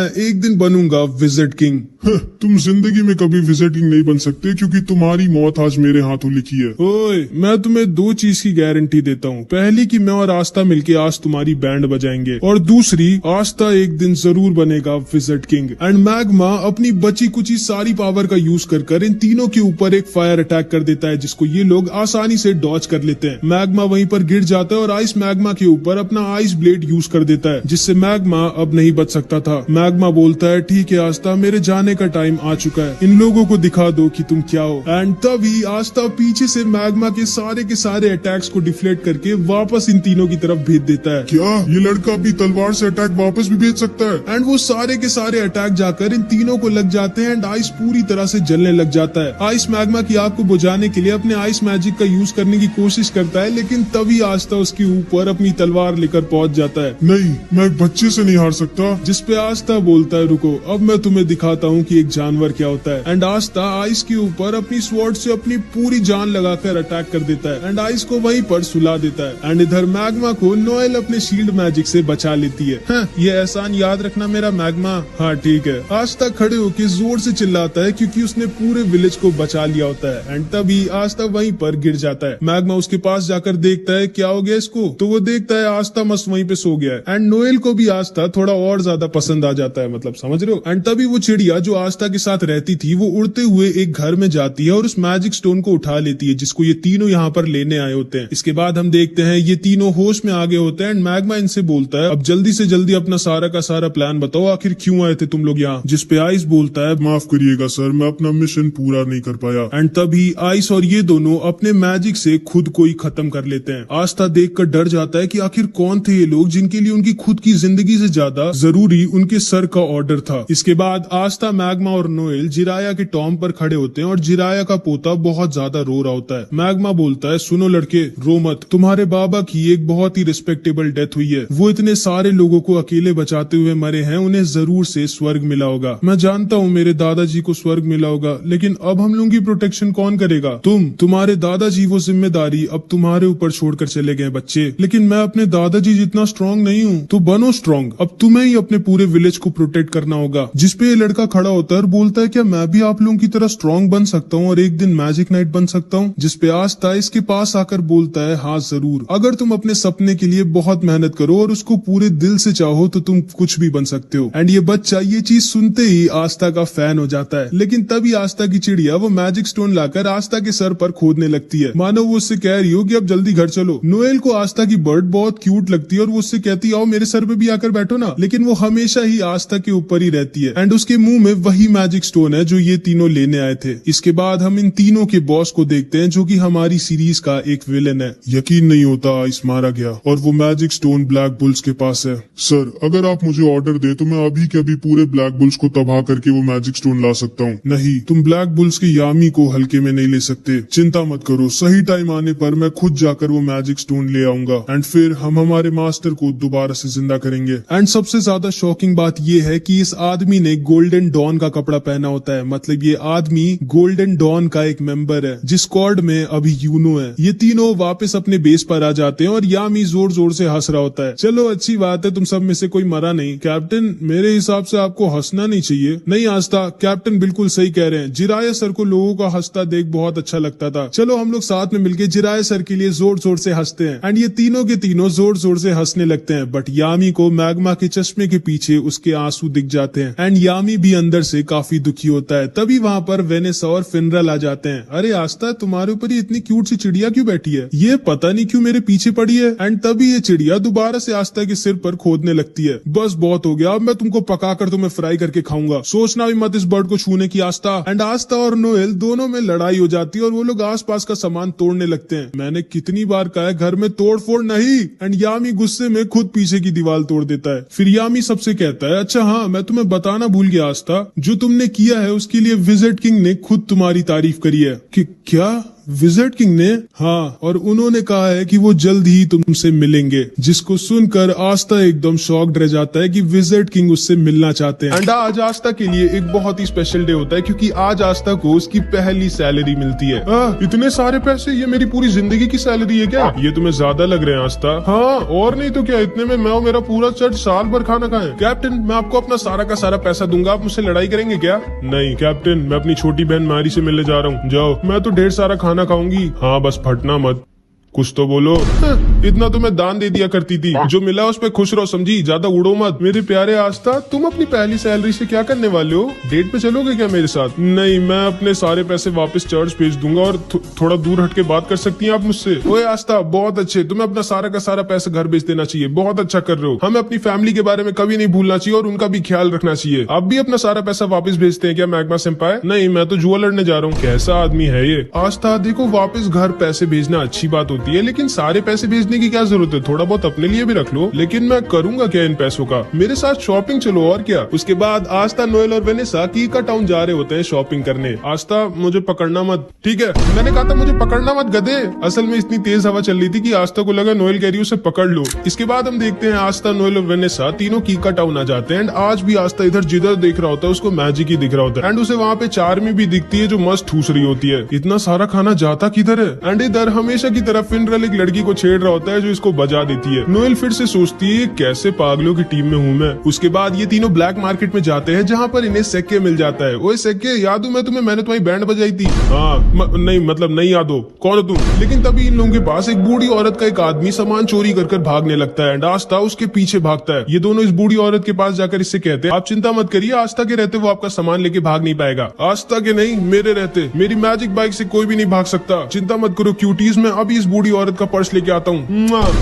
कौन लड़का है ये? एंड सेक्के भी उस चोर के पीछे अपनी बाइक से भागता है। इधर हम देखते हैं आस्था इस चोर का पीछा कर रहा होता है। एंड ये चोर बोलता है, तुम कभी भी मुझे नहीं पकड़ सकते बच्चे, जब तक मैं अपने मैजिक क्लाउड पे हूँ। एंड तभी आस्था अपनी तलवार निकालकर इस चोर की क्लाउड की तरफ फेंक देता है एंड उसके मैजिक क्लाउड को बीच से काट देता है। एंड ये आदमी नीचे गिरने वाला होता है। नीचे से सेक्के उसको अपनी बाइक से ठोक देता है। आस्था को सेक्के की बाइक बहुत कूल लगती है। एंड सेक्के बोलता है, मैंने तुम्हें पकड़ लिया है चोर, अब तुम भाग नहीं सकते। लेकिन तभी ये चोर सेक्के के पैर पे एक पॉइजन वाला चाकू मार देता है। एंड सेक्के वहीं पर गिर जाता है। सेक्के, तुम ठीक तो? हाँ आस्था, मेरे जाने का टाइम आ गया है, माफ करना, मैंने तुम्हें एंट्रेंस एग्जाम में धोखा दिया था। चुप रहे भाई, मैं कभी भी तुमसे गुस्सा नहीं था, तुम अभी भी मेरे दोस्त हो सेक्के। थैंक यू आस्था, लेकिन अब मुझे जाना होगा। क्या नाटक कर रहे हो, ये बस खुजली वाला पॉइजन है, लो अब ठीक हो जाओगे तुम। एंड इसके बाद सेक्के उस चोर को लेके अपने साथ वहां से चला जाता है। उसके बाद आस्था इस बूढ़ी औरत को उसका पर्स वापस कर देता है। अपना ध्यान रखिएगा दादी माँ। एंड आस्था, नोएल और वेनेसा इस बूढ़ी औरत को उसका सामान देकर वापस चले जाते हैं। एंड अभी ये बूढ़ी औरत अपना असली चेहरा दिखाती है, एक स्वॉर्ड जो कि सारे मैजिक को खत्म कर देती है। यामी की टीम में तो एक बहुत ही कमाल का मेंबर आया इस बार। एंड ये आदमी कोई और नहीं बल्कि असलियत में विज़र्ड किंग होता है। एंड इसने जैसा कहा होता है कि ये आस्था से मिलने आएगा, ये इसीलिए आस्था से मिलने आया होता है। सर आप फाइनली मिल गए मुझे, कहाँ हैं आप? अरे मैं तो बस ऐसे अपने किंगडम में घूम रहा हूँ मार्क्स, कम से कम बता कर तो जाया करिए सर, आप ऐसे नहीं गायब हो सकते, आप इस किंगडम के किंग है। ठीक है मार्क्स, मैं बस आ रहा हूँ वापस। लेकिन तभी विज़र्ड किंग को यूनो हवा में उड़ता हुआ दिख जाता है। मार्क्स, मुझे थोड़ा सा और टाइम चाहिए। ठीक है सर, जल्दी वापस आइएगा। एंड विज़र्ड किंग यूनो की तरफ निकल जाते हैं। इधर हम देखते हैं यूनो, क्लॉस और उसकी एक टीममेट मिमोसा को मिशन मिला होता है सलीम का बॉडीगार्ड बनने का, जिसको यूनो ने एंट्रेंस एग्जाम में हराया था। हमेशा की तरह क्लॉस यूनो को देखकर मुंह बना रहा होता है। तभी सलीम कहता है, वैसे यूनो मानना तो पड़ेगा, तुम भले ही एक नोबल फैमिली के नहीं हो, लेकिन तुम फिर भी बहुत ज्यादा स्ट्रॉन्ग हो और तुम्हारे पास एक 4 लीफ ग्रिमवॉर भी है। मे बी शायद तुम सच में फ्यूचर में विज़र्ड किंग बन जाओगे। फिर मैं अपने बच्चों से कहूंगा, मैंने बचपन में विज़र्ड किंग के साथ लड़ाई की थी एंड वो एक दिन के लिए मेरा बॉडीगार्ड भी बने थे। वैसे तुम्हें कोई दिक्कत तो नहीं है ना मेरा बॉडीगार्ड बनने में? असल में मेरी जान के पीछे कुछ बहुत ही ज्यादा स्ट्रॉन्ग लोग पड़े हैं, इसीलिए मैंने तुम्हें एज अ बॉडीगार्ड चुना था। नहीं कोई दिक्कत नहीं है, बस दोबारा मुझे अपना बॉडीगार्ड मत चुनना। तभी मिमोसा बोलती है, क्लॉस सेनपाई वो बादल थोड़े से अजीब नहीं है? हाँ मैं ऊपर देख कर आता हूँ। नहीं यूनो, अकेले मत जाना, ये मेरा ऑर्डर है। लेकिन यूनो इसकी बात कभी सुनता ही नहीं है। यूनो ऊपर उन बादलों को देखने के लिए निकल जाता है, लेकिन तभी उसके ऊपर कुछ मैजिशियंस अटैक कर देते हैं। यूनो नीचे गिर जाता है, लेकिन तभी वो अपने विंड ईगल मैजिक से उन सबको हरा देता है। वो सब वहां से भाग जाते हैं। सलीम यूनो के पास आता है और उसे थैंक यू बोलता है उसको बचाने के लिए। उसके बाद वो उससे कहता है, चलो ना यूनो तुम्हारे विलेज चलते हैं जहाँ पर तुम रहते थे, मुझे देखना है कि तुम्हारे जैसा स्ट्रॉन्ग लड़का कहाँ पर पला बड़ा हुआ है। पर सर ये हमारे मिशन में नहीं और फालतू में आपको अपना टाइम वेस्ट क्यों करना है? नहीं क्लॉस, मेरे पास बहुत टाइम है, चलो हम लोग चलते हैं, मेरा मन है यूनो का होम टाउन देखने का। एंड फिर यूनो, क्लॉस, मिमोसा और सलीम यूनो के चर्च पे ऐसे ही घूमने आ जाते हैं। यूनो को देखकर सिस्टर लिली, फादर और सारे बच्चे बहुत खुश हो जाते हैं। आस्था नहीं आया क्या? नहीं, वो बाद में आएगा कभी। इसके बाद ये सारे लोग यूनो के चर्च के अंदर बैठकर खाना खा रहे होते हैं। एंड सिस्टर लिली बाहर जाती है वेल से सबके लिए पानी लेने, बट जब वो वापस आ रही होती है तभी उसको कुछ लोग किडनैप कर लेते हैं। यूनो को सिस्टर लिली के चिल्लाने की आवाज आती है एंड वो भागते हुए बाहर जाता है तो देखता है जिन लोगों ने यूनो पर पहले अटैक किया था वही सिस्टर लिली को किडनैप कर ले गए। सलीम बोलता है, ये सब मेरी वजह से हुआ है, मुझे यहाँ आना ही नहीं चाहिए था, वो लोग मेरे पीछे पड़े थे एंड मेरी वजह से अब तुम्हारी फैमिली दिक्कत में है यूनो। ये दोनों यूनो यूनो का पैर पकड़कर रोने लगते हैं कि प्लीज सिस्टर लिली को बचा लो यूनो। एंड फादर भी तैयार हो जाते हैं सिस्टर लिली को बचाने जाने के लिए, लेकिन यूनो फादर से बोलता है नहीं, आप यहीं पर रहिए और सबका ख्याल रखिए, मैं सिस्टर लिली को वापस लेकर आता हूँ। लेकिन तभी क्लॉस बोलता है नहीं, तुम कहीं नहीं जाओगे यूनो, भूलो मत हमारा मिशन तुम्हारी सिस्टर लिली की नहीं बल्कि सलीम की प्रोटेक्शन करना है। एंड यहाँ की लोकल पुलिस तुम्हारे सिस्टर लिली को बचा लेगी, चिंता मत करो। अब आओ बैठो मेरे साथ, हम लोग वापस जा रहे हैं। मैक्स बोलता है पागल हो क्या तुम, यूनो हमारी सिस्टर लिली को ऐसे छोड़ के नहीं जा सकता। क्लॉस बोलता है ये मेरा ऑर्डर है यूनो, जल्दी आके बैठो, हम जा रहे हैं यहाँ से। लेकिन यूनो तो स्टार्टिंग से इसकी बात नहीं सुनता है एंड यूनो इसको इग्नोर कर वहां से निकल जाता है सिस्टर लिली को बचाने। यूनो के सामने 3 स्ट्रॉन्ग मैजिशियंस आते हैं एंड यूनो आसानी से इन सबको हरा देता है, लेकिन चौथे वाले ने सिस्टर लिली को एज अ हॉस्टेज लिया होता है एंड इसीलिए यूनो इसके ऊपर अटैक नहीं कर सकता था। ये यूनो से कहता है चुपचाप मेरे को अपनी ग्रिमवॉर दे दो बच्चे, अगर तुम अपनी सिस्टर लिली की सलामती चाहते हो। एंड यूनो के पास कोई भी ऑप्शन नहीं होता, वो सिस्टर लिली को बचाने के लिए अपनी ग्रिमवॉर इसको देने वाला होता है, लेकिन तभी चुपके से क्लॉस पीछे से अपने मैजिक से इस आदमी के ऊपर अटैक कर उसको बेहोश कर देता है। यूनो क्लॉस से कहता है आप यहाँ क्या कर रहे हो? कुछ नहीं, बस इतनी बेइज्जती करवाने के बाद भी बेशर्मों की तरह तुम्हारी मदद करने आया हूँ मैं, और क्या। आखिर तुम कभी मेरा ऑर्डर क्यों नहीं मानते हो यार? यूनो इससे पूछता है कि आखिर इन लोगों ने सिस्टर लिली को क्यों किडनैप किया, जिसपे क्लॉस बोलता है मुझे पहले से ही सलीम पे शक था, वो एक नोबल होने के बाद भी इतने छोटे से विलेज में आकर तुम्हारे चर्च पर खाना क्यों खाएगा। कहना क्या चाहते हो आप? यही कि ये सारे के सारे सलीम के पीछे नहीं पड़े बल्कि ये सब सलीम के आदमी है एंड ये सारे लोग सलीम के पीछे नहीं बल्कि तुम्हारे पीछे पड़े थे ताकि ये तुम्हारी ग्रिम वॉर तुमसे ले सके। एंड फिर मिमोसा अपने मैजिक से सलीम के मुंह से उसका सारा का सारा सच बाहर निकलवा लेती है। सलीम बोलता है ये सब मैंने यूनो से बदला लेने के लिए किया था, मैं उससे उसकी ग्रिम वॉर छीन लूंगा क्योंकि उसकी वजह से मैं एंट्रेंस एग्जाम में फेल हो गया था और इसीलिए मैंने यूनो को अपना गार्ड चुना था ताकि मैं उसके ऊपर अटैक करवाकर उसकी ग्रिम वॉर उससे छीन सकूं। मैं तुम्हें छोड़ूंगा नहीं यूनो।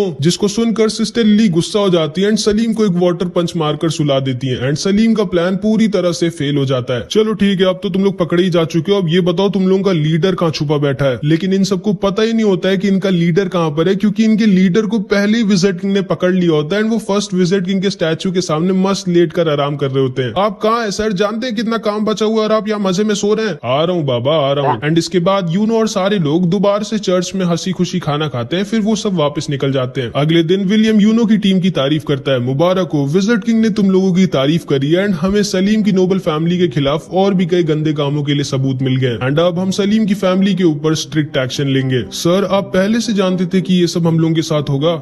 हाँ, और इसीलिए मैंने यूनो को अकेला नहीं बल्कि तुम दोनों को इसके साथ भेजा था। अब जाओ आराम करो, तुम लोगों ने अच्छा काम किया। एंड फिर ये तीनों वापस जाने लगते हैं। क्लॉस यूनो से बोलता है यूनो अगली बार तो मेरी बात मानोगे ना?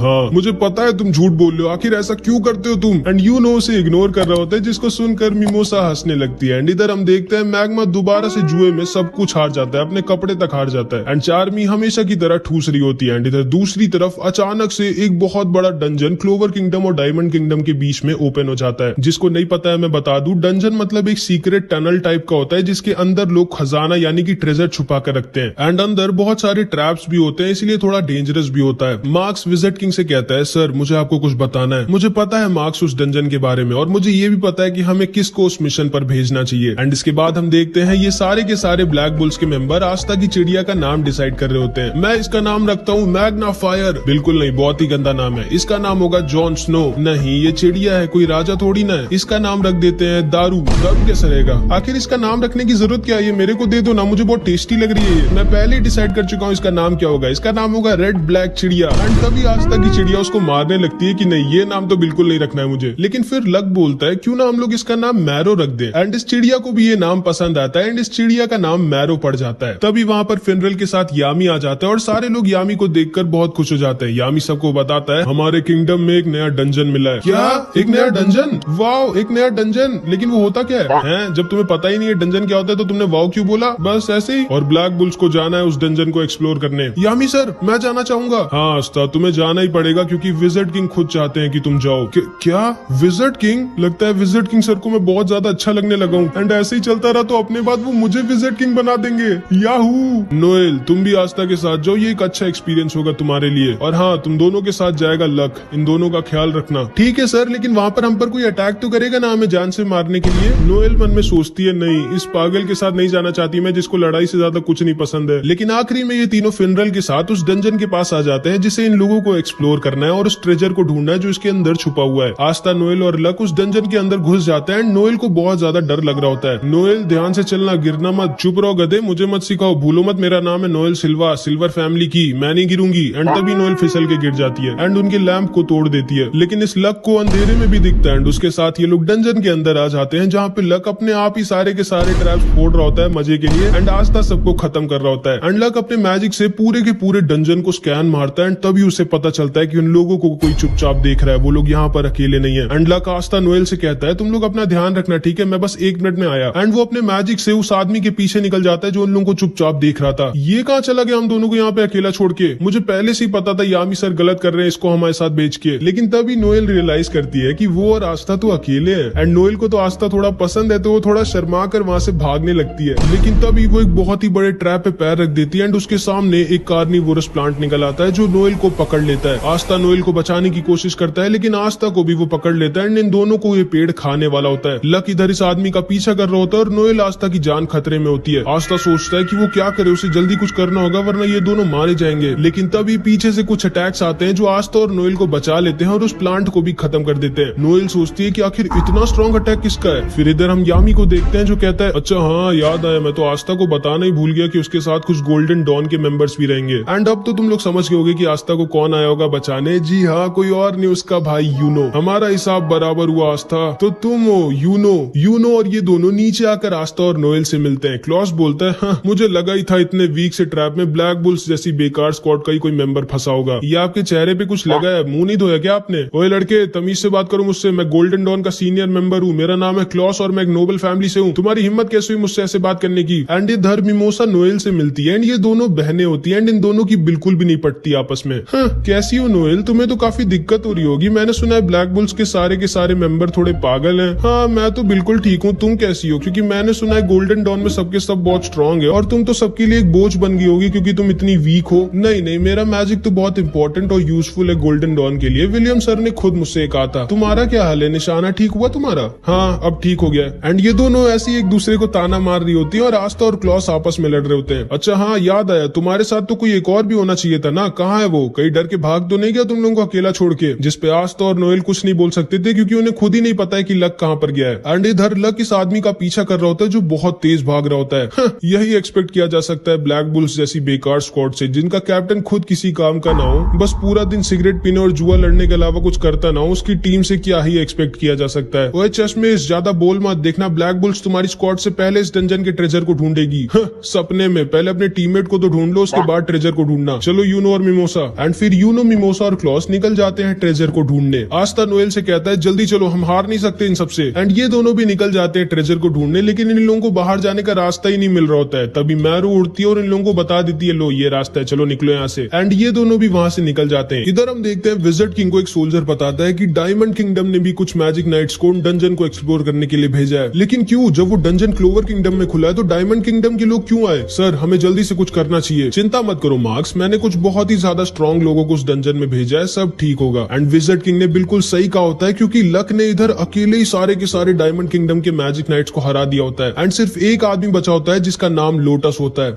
तो मैं देख सकता हूँ तुम काफी स्ट्रॉन्ग हो बच्चे, तुमने तो अकेले ही मेरे सारे के सारे चेलों को हरा दिया। हाँ, लेकिन तुम्हारे चेले बहुत वीक थे, तुम तो स्ट्रॉन्ग हो ना, क्योंकि मैं अभी किसी स्ट्रॉन्ग आदमी से लड़ने के लिए मर रहा हूँ। हाँ, मैं स्ट्रॉन्ग तो हूँ लेकिन मैं यहाँ से भाग रहा हूँ क्योंकि मेरा लड़ने का मन नहीं अभी। लेकिन तभी लक इसके ऊपर अटैक कर देता है एंड लोटस अपना मैजिक दिखाता है जो कि होता है स्मोक मैजिक। तो तुम्हारे पास लाइटनिंग मैजिक है एंड तुम्हारी रोप से मुझे पता चल रहा है कि तुम ब्लैक बुल्स के मेंबर हो। मैं बता दूं कि मैं आज तक सिर्फ एक आदमी से ही फाइट में आ रहा हूँ जो कि तुम्हारा कैप्टन यामी है। कोई बात नहीं, आज तुम दूसरी बार हारोगे, अब आओ लड़ो ना मुझसे। लेकिन तभी अचानक से लक को कुछ अजीब सा लगता है। लगता है मेरे पॉइजन ने असर दिखाना स्टार्ट कर दिया। असल में इस पूरे टाइम लोटस हवा में अपनी मैजिक से एक पॉइजन रिलीज कर रहा होता है जिससे सामने वाले की स्पीड बहुत ज्यादा कम हो जाती है और सामने वाले को चक्कर भी आते हैं। एंड उस मैजिक की वजह से लक को भी चक्कर आने लगते हैं एंड वो वहां पर गिर जाता है। अब तुम आराम करो बच्चे, मेरे पास बहुत काम है, मुझे अपने लीडर को भी ढूंढना है। एंड ये कह के लोटस वहां से जाने लगता है, लेकिन तभी लक दोबारा से इसके ऊपर अटैक कर देता है एंड इस बार वो पिछली बार से भी ज्यादा फास्ट होता है। कैसे? आखिर ये बच्चा अभी भी इतना तेज कैसे है? जिसपे लक बोलता है मेरे पास लाइटनिंग मैजिक नहीं है, मैं खुद लाइटनिंग हूँ और तुम बिजली को कितना भी स्लो कर लो आखिरी में वो रहेगी फास्ट ही। एंड तुम जा आ रहे हो, अभी तो हमारी लड़ाई शुरू भी नहीं हुई। एंड इधर हम देखते हैं क्लॉस, मिमोसा और यूनोस डंजन के ट्रेजर गेट के पास पहुंच जाते हैं जहाँ पे उस डंजन का ट्रेजर रखा है। लेकिन तभी अचानक से लोटस का लीडर मिमोसा को पीछे से इंजर्ड कर देता है। कौन हो तुम? सामने से हटो मेरे। इस लड़के का नाम मार्स होता है एंड ये डायमंड किंगडम का प्रिंस होता है एंड ये बहुत ही ज्यादा स्ट्रॉन्ग होता है, आइस से भी ज्यादा स्ट्रॉन्ग, एंड इसके पास डायमंड मैजिक होता है। मिमोसा अपने आप को हील करने लगती है। यूनो और क्लॉस साथ में इससे लड़ रहे होते हैं लेकिन ये अकेला इन दोनों पर भारी पड़ रहा होता है। क्लॉस यूनो से बोलता है, यूनो जल्दी मिमोसा को लेकर यहाँ से निकलो, मैं इसको रोक कर रखता हूँ, लेकिन आप अकेले इसके सामने नहीं टिकोगे, ये बहुत स्ट्रॉन्ग है। मैं जानता हूँ इसके सामने मैं नहीं टिकूंगा, ना तो हम दोनों साथ में इसके सामने टिकेंगे, लेकिन अभी हमें मिमोसा को बचाना होगा। तुम जल्दी से मिमोसा को यहाँ से लेके निकलो और वापस बैकअप लेके आना। हम इस डंजन के ट्रेजर को डायमंड किंगडम के हाथ में नहीं लगने दे सकते। मैं एक डिकॉय की तरह इसको रोक कर रखता हूँ, तुम जल्दी जाओ और बैकअप लेके आना। लेकिन यूनो फिर से इसकी बात नहीं सुनता और कहता है, नहीं, हम लोग एक टीम बनकर आए थे और हम लोग जाएंगे भी एक टीम बनकर। लेकिन मैं बता दूं कि यूनो अभी इसको अकेला नहीं हरा सकता क्योंकि ये बहुत ही ज्यादा स्ट्रॉन्ग है। एंड इधर हम देखते हैं कि इस आदमी ने धोखे से लक को पकड़ लिया होता है। ठीक है बच्चे, अब तुम्हारा मरने का टाइम आ गया है। एंड आस्था और नोएल भी इधर ट्रेजर को ढूंढ रहे होते हैं। एंड इसके बाद जो हुआ वो बहुत ही ज्यादा शॉकिंग था, जो कि हम अगले पार्ट में देखेंगे। इस पार्ट में इतना ही। आई होप कि तुमको ये वीडियो अच्छी लगी होगी। नेक्स्ट पार्ट में तब अपलोड करूंगा जब इस वीडियो पे 200 कमेंट्स आ जाएंगे। इस वीडियो में इतना ही, मिलते हैं अगली वीडियो में। Bye bye.